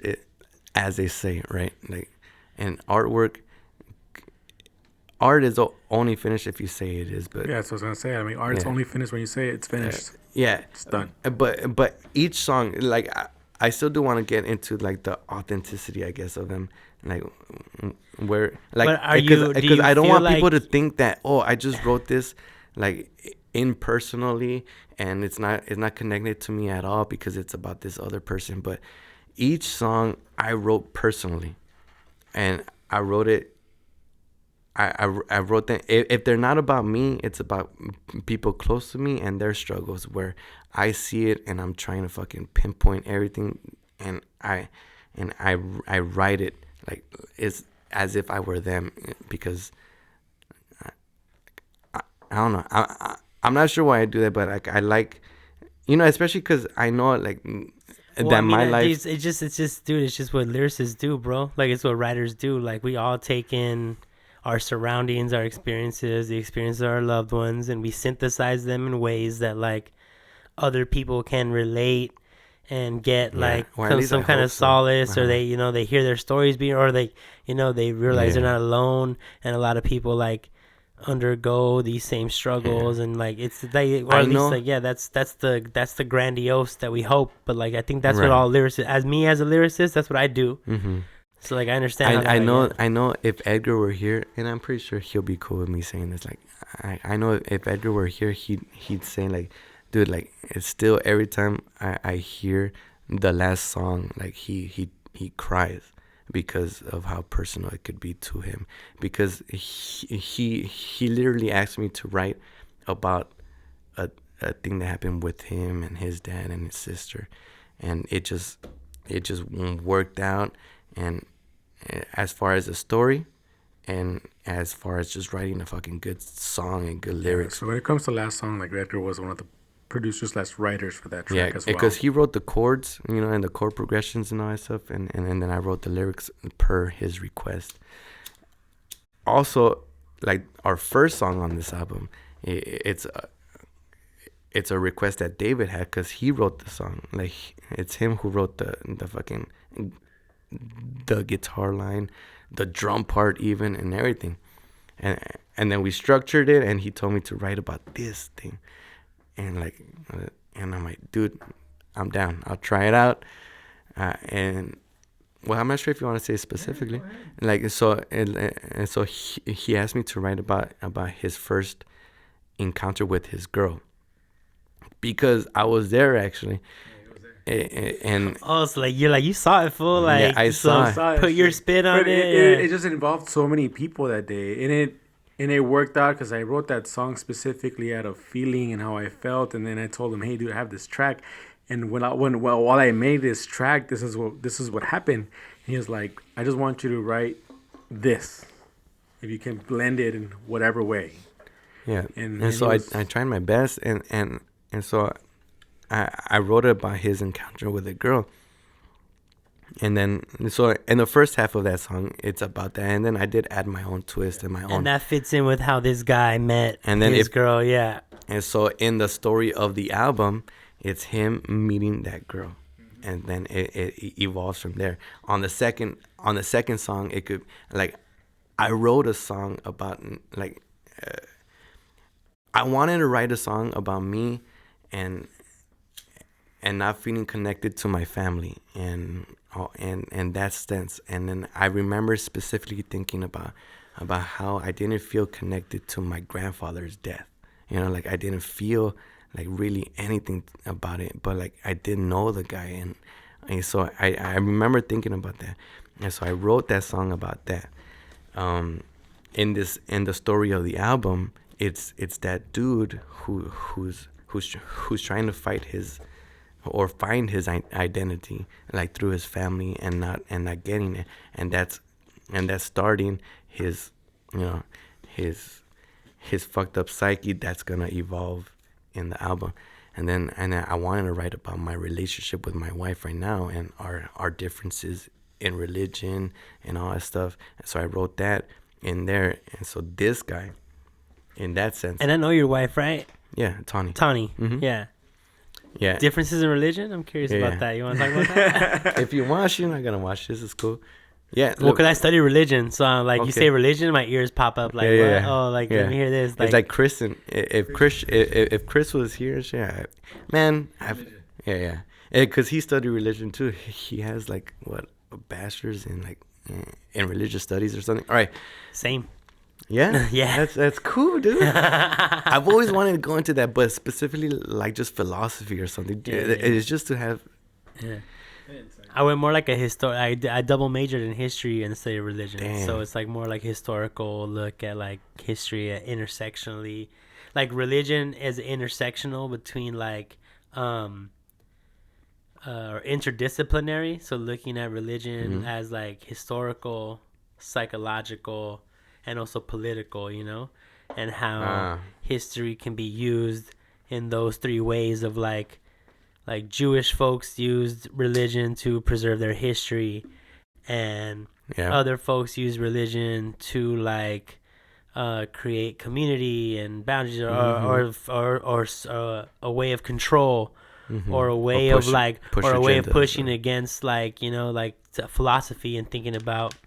Oh, right. So just like or like politically, you know, control, or like how you build bonds and how religious institutions tie into governmental. So I studied it all that way. So it's always fucking it's always interesting. Yeah. So that's why I was like, oh, religion, like, oh, you're Christian, she's Catholic, or what? No, she's Christian. I'm atheist. I'm not anything. Agnostic or atheist? I prefer the word agnostic. Because you just don't know. I just don't care. And she's like Christian? She's Christian. Not Catholic, like Christian? Like she's Christian. She's First Baptist. Oh, okay, so she's like born again, like not evangelical necessarily, but like she's still strong in her like, oh, kids gotta be baptized, like your soul needs to go to heaven. But she's not that pushy on it. She's like she's super understanding of me and my point of views. But like, or so I feel like it, you know, like she's super cool, and that's where I wrote a point of view about. But yeah, like she's understanding and I'm super understanding, because I just don't care. Like I do care, like in the overall, like in the overall sense, where I feel like it is like an inhibitor in some sense to like the future of kids and knowledge and stuff. But that's another conversation. So we can go there too, bro. I know, but that's I don't want to offend Mother Rose. either, That's not what Mother Rose is about. No. Yeah. So the song was about this feeling of like unknown. Our difference in it, our disconnect in our way of thinking about reality. In that sense, you know, her reality is her reality and mine is mine, you know. But if we're still able to fall in love and love each other even more because of it, because of that difference, and fucking that's, you know, and that's what it's about. But do those two things together, like feeling distant from your family and then not having like similar philosophical views, do those lead to a bigger wrench in the future? In the future. Like because then the next phase is like the child being born, right? Of the story. Yeah, exactly. So all that ties into, so from there it goes into where he needs, he feels like him and her like have a disconnection, and so like that seed is there. And if anything good happens, because a good thing happens after that, like a good vacation and all that stuff, like after they come back, and him being a writer and thinking all these things about it's just stressful, and then they have a baby, and then I can't imagine like what it's gonna be like with me and my wife. And having our baby talking about the religion talk, you know, like how are we gonna how are you gonna raise your child? What are they gonna think? And we have talked about it. I'm not, you know, like I'm not stupid. Like I married her for a reason, you know. Like I love her and she's understanding and I'm understanding. So we are gonna figure this out, you know. But this guy, you know, in the story, like probably doesn't. And I mean, I think the best thing would be to just tell like your kid. Sorry to interrupt. No, yeah, that's good. I feel like the best thing to do would just be to teach your kids all the religions and let them decide if I they feel want to like believe in anything. I feel like that too, but your wife's but like, at we're a young Christian, age, right? like a kid is not gonna be able to grasp that in a positive way. I feel like it could go either way. I guess it depends on their character too, but I feel like a kid or how you teach them, right? Because you could just teach it them the depends good things. how we teach them. You could teach them just good things. You could be like a Jesus quote one day, a Buddha quote the next day, right. a Gandhi quote the next. You know what I mean? And just be like Agnostic. Like some like science, just don't agree to everything because you don't know. Yeah, you know? yeah, some Albert Einstein shit, whatever. Yeah. You know, like Yeah, exactly. you know, there could just be ways to like that's true. do everything and just be like, and it'll be up to us to not be like snarky towards the opposite. You know, like towards, you know, like if today's your day, like I don't come into the room and say, oh yeah, is that what you're gonna be? You know, like don't be, you know. So it's don't gonna be instill teamwork. the negative or the doubt or whatever. It has to be like the open. Like take away the fucking negative, you know, because all this stuff is positive. We're trying to fucking raise a kid. But here. is she gonna want to baptize her or them? Whatever they end up being. Yeah, and we did talk about this, and I'm fine. I'm totally okay with raising our kid Christian. I'm totally okay with it. As long as yeah, I mean, it's gonna be tough. It's gonna be tough eventually, but I want our kid to be raised, you know, with good morals. And if that's her way of doing it, I don't know my way yet, you know. So I'd rather go that route, you know, because I don't know a way to teach good morals to a fucking 2-year-old or 3-year-old, like who can't even grasp what a good moral or bad moral is, you know, like and how to teach that. So I'm not. So it'd be like it'll probably be the best way to go into like the church route, you know, and then later on probably, you know, talk about, you know, like I've never been religious, son, you know, but it's okay, you know, like I'm a good person and I don't really, or whatever. I don't know. I'm not gonna talk about this right now because I might sound like I don't know what the fuck I'm talking about because I really don't. I think it's. But it's something I still do need to talk about. I think it's more of what you know right now, so it's okay. Because I know what I feel and I know what I know, but I have a different mentality than people, and it could be just an instinctual thing or a character thing, and I don't know what character my kid is gonna have. Or it's just the cool thing about life is that you don't know, man. That's why. And you have to just take it. You have to take it as it comes, right? Yeah, and some people are better at life than other people. Like obviously the guy in your story of the album, not good at life, right? And handling and coping. So there's different ways to, like, you know. At some point, it's like there's a lot of ways to live this life, you know, and we could, like, just like our parents before us, when you finally have kids, you're going to make the best decisions with the information that you have. You're going to do your best, you know, and that's all really anybody could do. Like, yeah. And also because, like, I feel like I shouldn't go more into this because I still feel like I need to have more conversations with my wife about it, you know? And you should probably, like, now that you don't have a plan of how to teach a child a moral system without religion, to look into, you should probably look into it, of course, because there's probably like some things. There's probably things on the internet you can find, like, as long as my kid has a good moral compass, and I know you could find a good moral compass without a Bible or without anything like that. Right. And like, I mean, it's always cool to teach them about religion, but then to make sure they understand, like, the pitfalls of the church, right, or like individuals. Like, there's always individuals who can still be bad. Like, the way I see it, I'm not sure if you want to. So I'll talk about me. I'm not going to talk about my kids or anything. Like, I feel if there's bad people in church, in religion, and there's bad people in atheism or whatever, and there's good people in church and religion, and there's good people in atheism, then fucking I feel like religion is pretty much like obsolete in that sense, because like if you're gonna have good and bad in both sides, then why have it at all? It hasn't created a community of perfect people yet. Yeah. I mean, and it probably won't. Yeah. And in the atheist side or in the science side, it's the same way. Like there's gonna be bad and good people on both sides. So why have it at all? And just teach, like just goodness, and not, specifically about, like no, and that's why, like, religions. I forget which president or someone. It might have been Benjamin Franklin. It might have been someone. They took out all the quotes that Jesus said. Yeah, and just removed it from the Bible. Yeah, I think it was Franklin. No, I don't Jefferson. know. Jefferson. The Jefferson Bible. That actually sounds right, but I don't know. So. I'm faded. I wish I had a producer to be like, yo, Google that.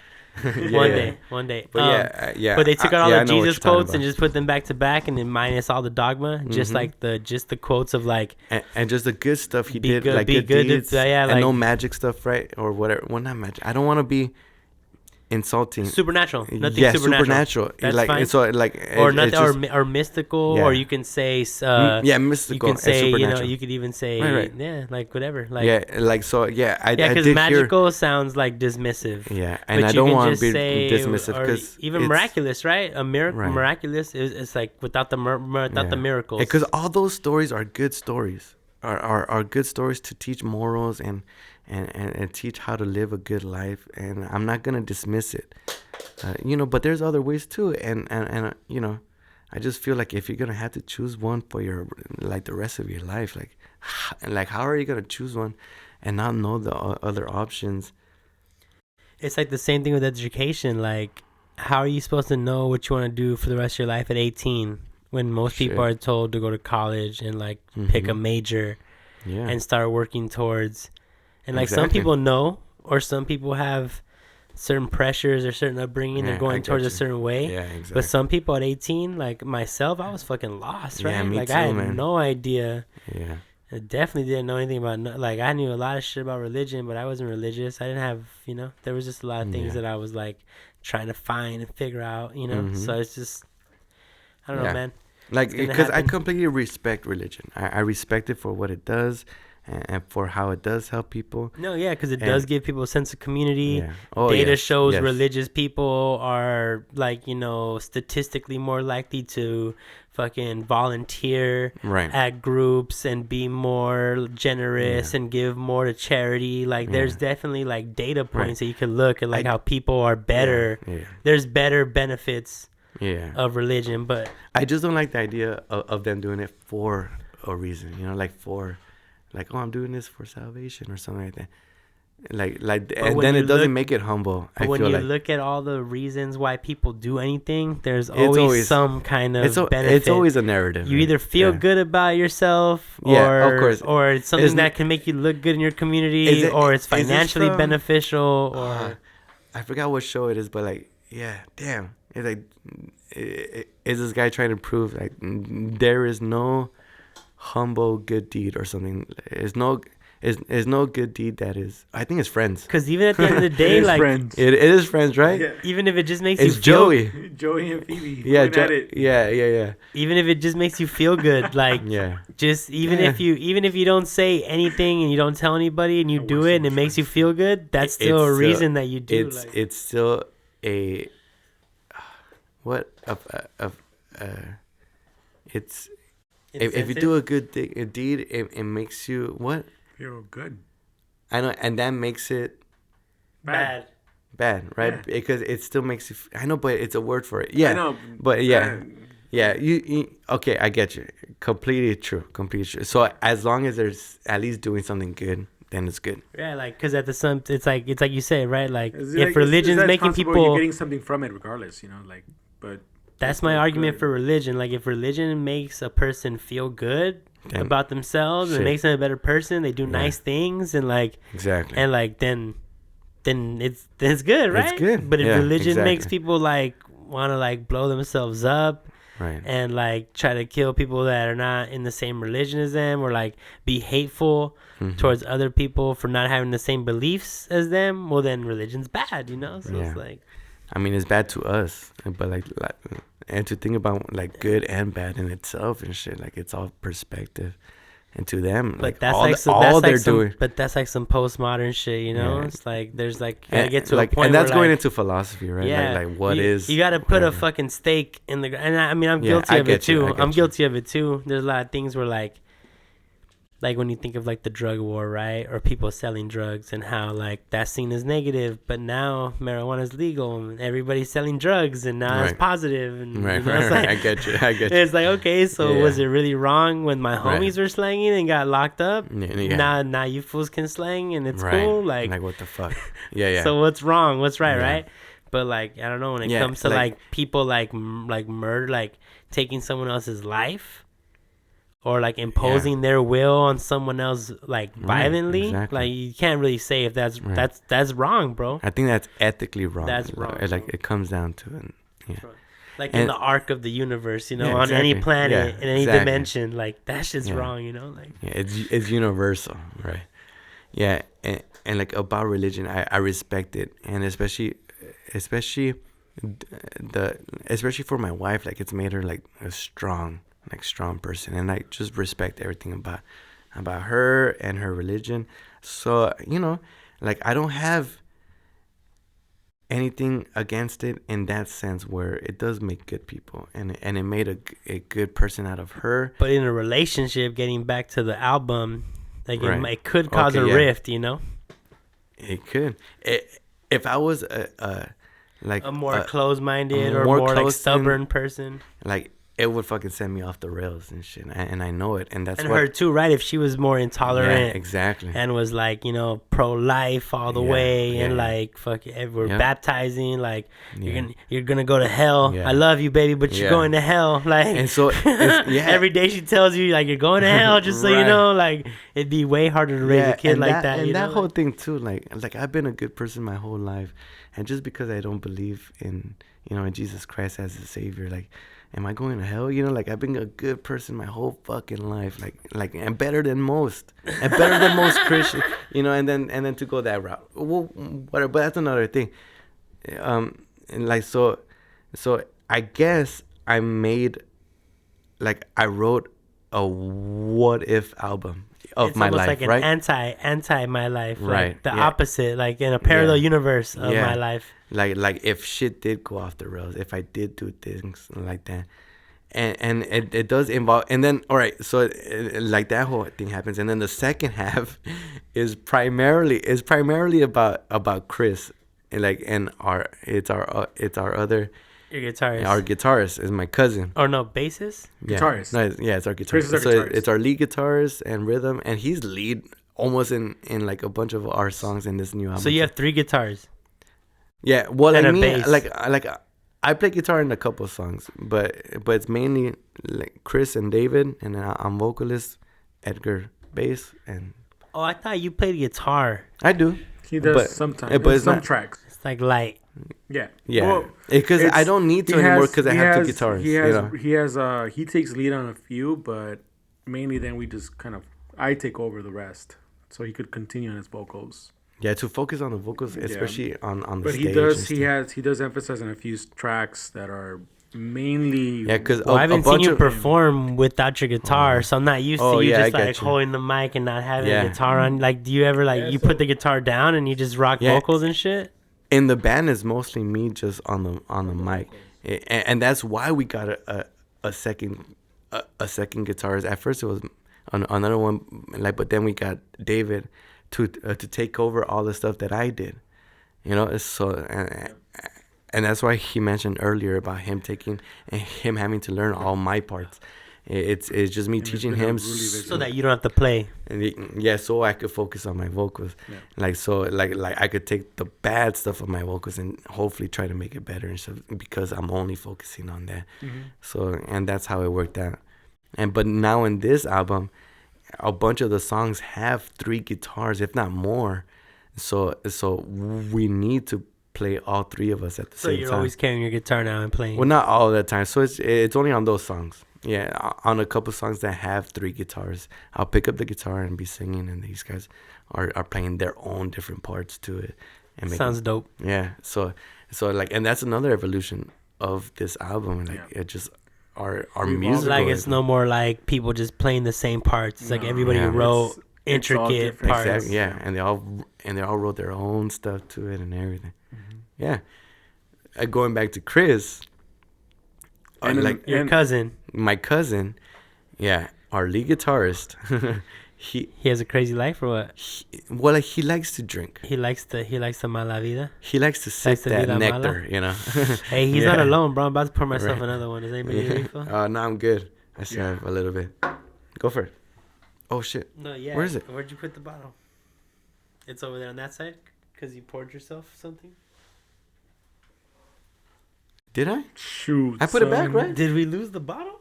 Oh wow! Holy shit! Oh, there we go. The bottle. That's funny.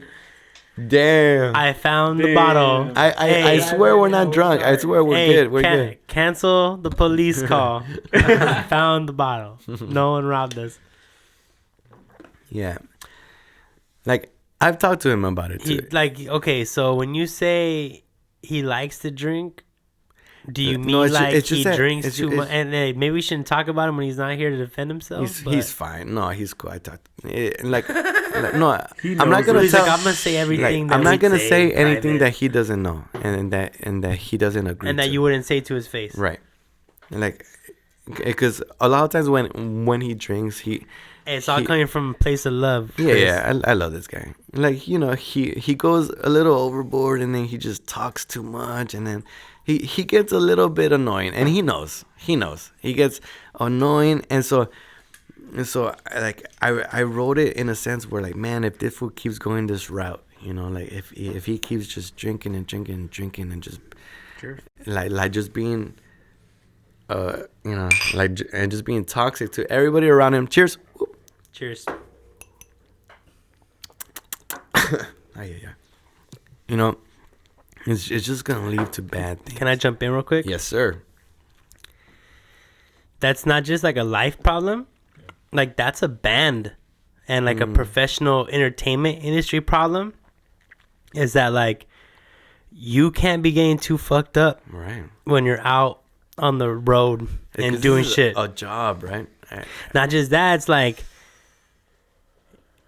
every person that you're with and that you're meeting and that every club you're at, every venue, it's first impression. It's first impression. You're supposed to be building a relationship, and like you don't want to have the rep that, oh, this is the fool that gets wasted and gets fucked up. That's so true, man. Or like, you know, like people get wasted and like they say shit they don't mean, or they sloppy, they drop shit, they break shit. You know, it's like, and that's all like there's other people who are completely sober, who are running the shows, who are watching, and like, oh, like, can't bring those fools around because like that fool be getting too wasted, and like our reputation is going. And then like, other bands, you know, will know that, like, oh, that's the fool that gets fucked up, you know, acts a fool. So true. Like, and it's like, then you get a reputation, then you don't get booked for shows, or people don't want to, like, they don't want to, you know, it's just, and it's And just to clarify, Chris is a cool dude.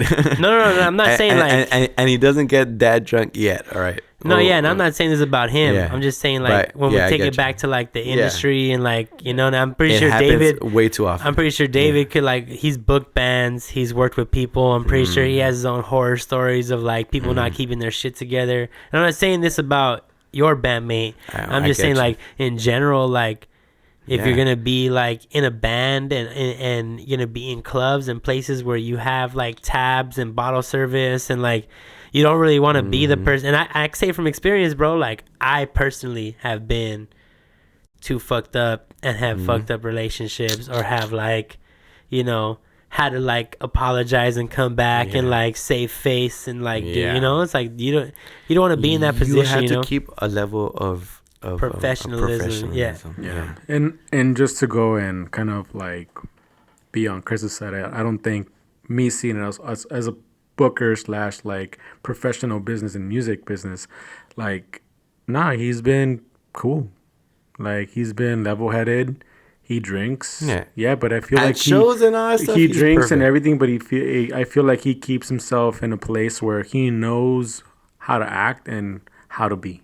So I feel like Chris has kind of sustained himself very well. I just wrote it about... You're making like an extreme. Yeah, in a way, in a parallel universe, and I feel like Chris is an extreme. And I feel like that itself has come down to a personal friendship / we care about you kind of thing. Right. Oh, yeah. Oh, not business level. It's more like, yo, man. This is more... The writing is more... Yeah, this is more about, like, his status and how he says and what he says when he's around us personally. Because not when we're playing shows, because this has to go more in deep. This is very deep where the lyrics come down from like our family, not brotherhood. Family, brotherhood.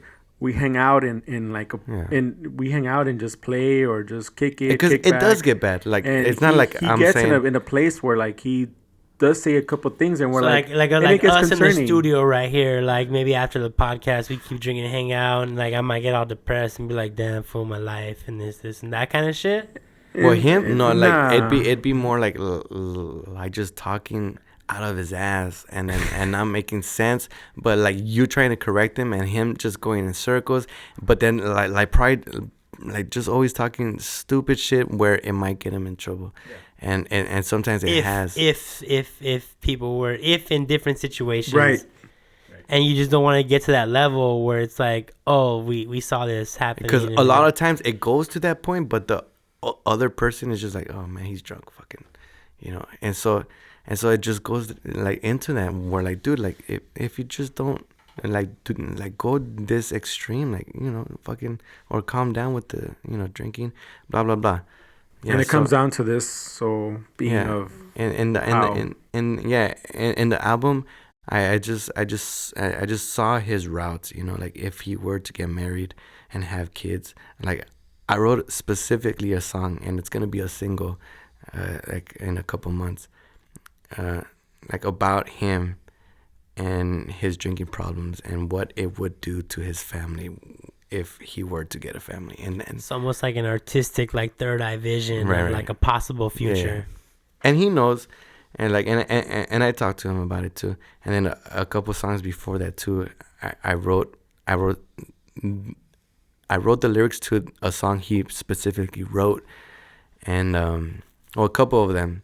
And he told me about this thing that happened where like he and his girl were in the room, and he just left somewhere, or like to go pee or something, and she asked him like, oh, where are you going, like come back, and in his mind he's like what, like I've been here this whole time, like he told me, like, dude, like that, and that phrase, come back, like come back, it just meant something so different at that point, like because I didn't go anywhere. Like, where did I go to, like, for her to say come back, like I've been here. And so so he told me to write something about that, and so I took it in the route where I observed him, or I thought I see him in where. So like he's drinking out. Too much. He blacked out and left and didn't remember that he left. Like come back to reality, I guess. Like come back because you're fucking you're out of it or something. So it's those groups of songs in that point where that make it like authentic. It's not fiction. This is like it's like your artistic interpretation by his truth, his reality, but it's not completely truth. It just made for a perfect narrative for this guy, and like in the story, in the album, and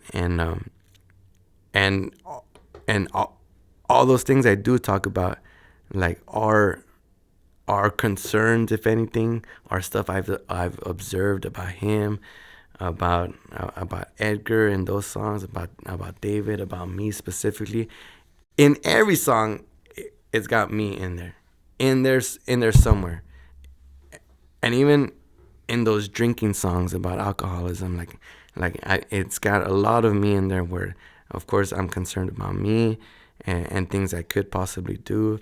Because you drink as well. Yeah, we all party. And, and then in my personal life, so like a bunch of small little verses in there, like, or anything, like, so. Yeah, that's what I'm saying. Like, that's an artist. Like, you synthesize what you see, And I think in the end, like, to fucking summarize everything, like, that's why this album is so a part of all of us, and so personal, and we're so proud of it, and me specifically, because it's a cohesive concept from start, about all of the band, about everybody in the band, at least thematically and musically, because every one of us in the band made a song in this album. You know who you didn't talk about though? Who, Edgar? Tony. I know. Because he came in after all the songs were written already. And it's Snoopy who actually wrote a lot of the drum parts to all these songs, and Tony had to learn them to record this album.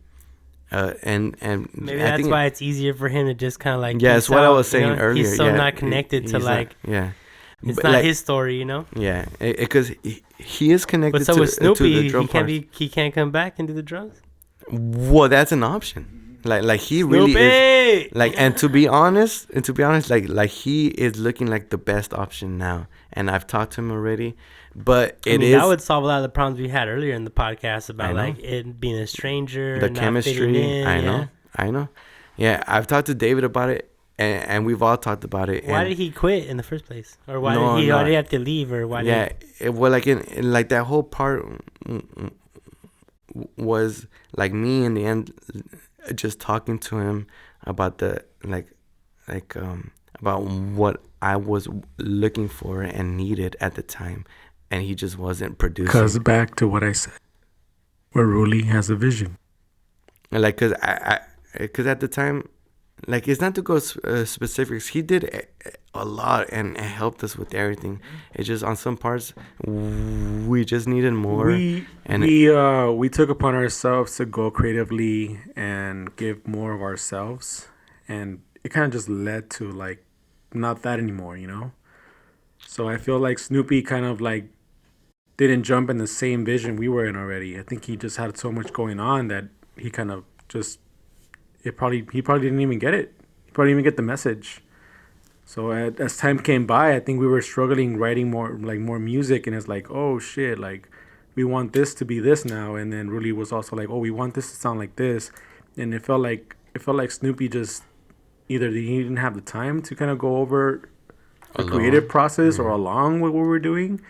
I personally don't really know. I feel like me seeing it from my vision, I felt like it was just he just didn't practice what we wanted to maybe that thing about being stagnant and not trying to be not being a better version of himself every day. So as we kept growing, I felt like Snoopy just kept falling behind, and we're you know what, we need to take action now because we're trying to write something new. Was super on his drum game always on are you talking about before Snoopy or no, I'm talking about was he when Snoopy left and your brother started playing, he was still playing drums consistently. He was so at that point we were on at the beginning of trying to record our album.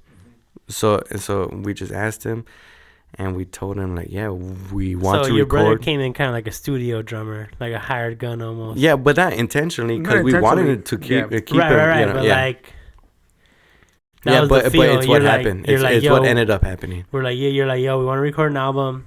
We need a drummer. Are you down to be our drummer for the album? And he said, yeah. No, for us. We initially kind of go with it being the drummer for us. Honestly, this album came in the picture after we were looking for a drummer to be for us, in a way. Because, we're looking for a drummer. So it's crazy. You're looking for it just seems like your shit goes in cycles, bro. You're looking for a drummer again, and you have an album. And now it's happening again. Yeah, man. All right, drummers, get your shits together, man. Yo, we covered a lot of shit. Is there anything else you want to say about the album? Nah, man. We literally went all over. True. We did everything that I wanted to do. I talked a lot more than I thought I would. All we got to say just to kind of announce it is that we are looking for drummers. And anybody interested, just go ahead and hit us up. Let's book a session and go over the tracks. As well as to everybody out there that's listening to us and has supported us, we are going to be releasing a single in November. So be expecting that soon. Besides that, we're going to continue. Videos, I'm guessing. Yeah, we're going to keep going. We're going to keep looking into production and see how it's going to fit the story. Yep. And we had to make merch. The fucking so all the artwork and all that stuff, it's in the making. So we have a lot of shit to do, but we're gonna release an album soon. A single, real soon in a month, and we're gonna release a second single after that. So be prepared for The that. second single too. Fucking like to get this train rolling, you know. Well, you obviously put like a lot of thought and effort and a lot of like intention into the record and the writing and like how meaningful it is. So kudos to you. I'm glad you shared that. Because honestly, like I geek out about shit like that because I'm a writer, you know, and I would like to know where did this shit come from? What does it mean? You know, and I always feel like, you know, like some of my favorite bands where I don't know the story and like, I relate to them, but I kind of wish like I knew what they meant, you know? So I don't know, maybe there's other people like me who are out there and they want to know, like, they're still going to have, like I said, like, whenever people hear your songs, the music, the lyrics, they're going to feel a certain way. They're going to think about they're going to relate to them in their own way. And I feel like just having your interpretation it's like bonus, you know? It's not, it doesn't take away. It's like having the bonus footage for the DVD and shit. Yeah. And like, another thing too is that like each one of these songs are good standalone songs too. Like our full standalone songs where like it has its own meaning in. So if people don't even hear the whole album straight or anything, you know, like I would just be happy for them. Bang, I'd just be happy if they loved a meaning of one song or a couple of songs, and you know, I think they're all strong on their own. People are gonna actually relate to a lot of the music because it comes down to it all comes down to personal experience as well as the other perspective of seeing other people and shit. So and that's one thing that I thought was really cool about Occult's podcast is he brought up like other bands from the region, other people that like might kind of sound similar or have like similar undertones or similar, and it's almost like again, to get to that like political level is almost like, you know, you're speaking from your own experiences and the experience of your band members who are from a community where it could be relatable. A lot of people are having similar experiences because a lot of those experiences are based on where we come from, our socioeconomic status, the places we live, the way our families operate, mentalities, past traumas, histories, you know? So it's like maybe that's where that common Sela sound or that kind of undershit comes from. It's not that like everybody's trying to like do this thing. It's kind of just like that's what happens when you throw all these ingredients in a melting pot. You know, you have like a mixture of all these Latin cultures combined with like not enough resources, not enough education, combined with like high like hustle, like spirit, human spirit, like enough like energy to actually like overcome. Like a lot of our parents overcame shit, right? Like in spite of whatever you could say about your parents not knowing about your speech impediment or not like or not giving you giving you the college whatever, like you're still you're gonna become an assistant therapist. You still went to school. You still did it. You know, you're still in a band. You overcame. You overcame your fucking stutter. You know what I'm saying? Preach, man. Fuck. Like I don't know, like you know, like our you know, and we're everybody. success stories on a micro level already. You know, and that's what all of this like recognition and respect is about. Like highlighting the people that I already see like 10 years. Doing it with mostly all original members and coming out with like a new body of work that like you all are proud of and you all are excited for because it's like some next level shit. Dude, that's a success, bro, you know. So like thank you for giving me your time. Super appreciate y'all. That was a perfect thank you for having us, like, man. Oh dude, that was a perfect circle right there, man. I'm professional, bro. Dude, like you got this shit down. Dude, that's awesome. Dude, thank you, man. That was badass, man. All right, y'all. I will see you later. Peace out. Thank you for listening. If you're able to and have enough time and, you know, would want to come out and see what we're up to, make sure to make it out to the show this Friday. Follow us on all social media. SHNEAKY ENT, SHNEAKY ENT, Rec Respect Pod, REC Respect POD. You can find me at www.SHNEAKY.net and everything that I'm doing there. And we're going to have more episodes. We're going to have more guests. Just doing it at my own pace, you know. Feel free to dig into deeper episodes and go back and check out old ones. I'm constantly updating the descriptions and adding more quotes and trying to put in more of the, links and stuff. So I'm trying to get more thorough with it all. Still new to this, still learning. So, tune in, check it out. Appreciate your love and support. Thank you, anybody that's been there since day one and who shows up every time. Like, you know who you are. I know who you are. And, wouldn't be here without y'all. So, till next time, peace. Yo, let's talk about recognition and respect. While I feast, the label's picking up the check. Then I leave to catch my set. The audience never forgets. When I'm on stage, there's serotonin drips with each phrase from my lips. Each riff that he rips, the sway of the hips while I'm signing the tits.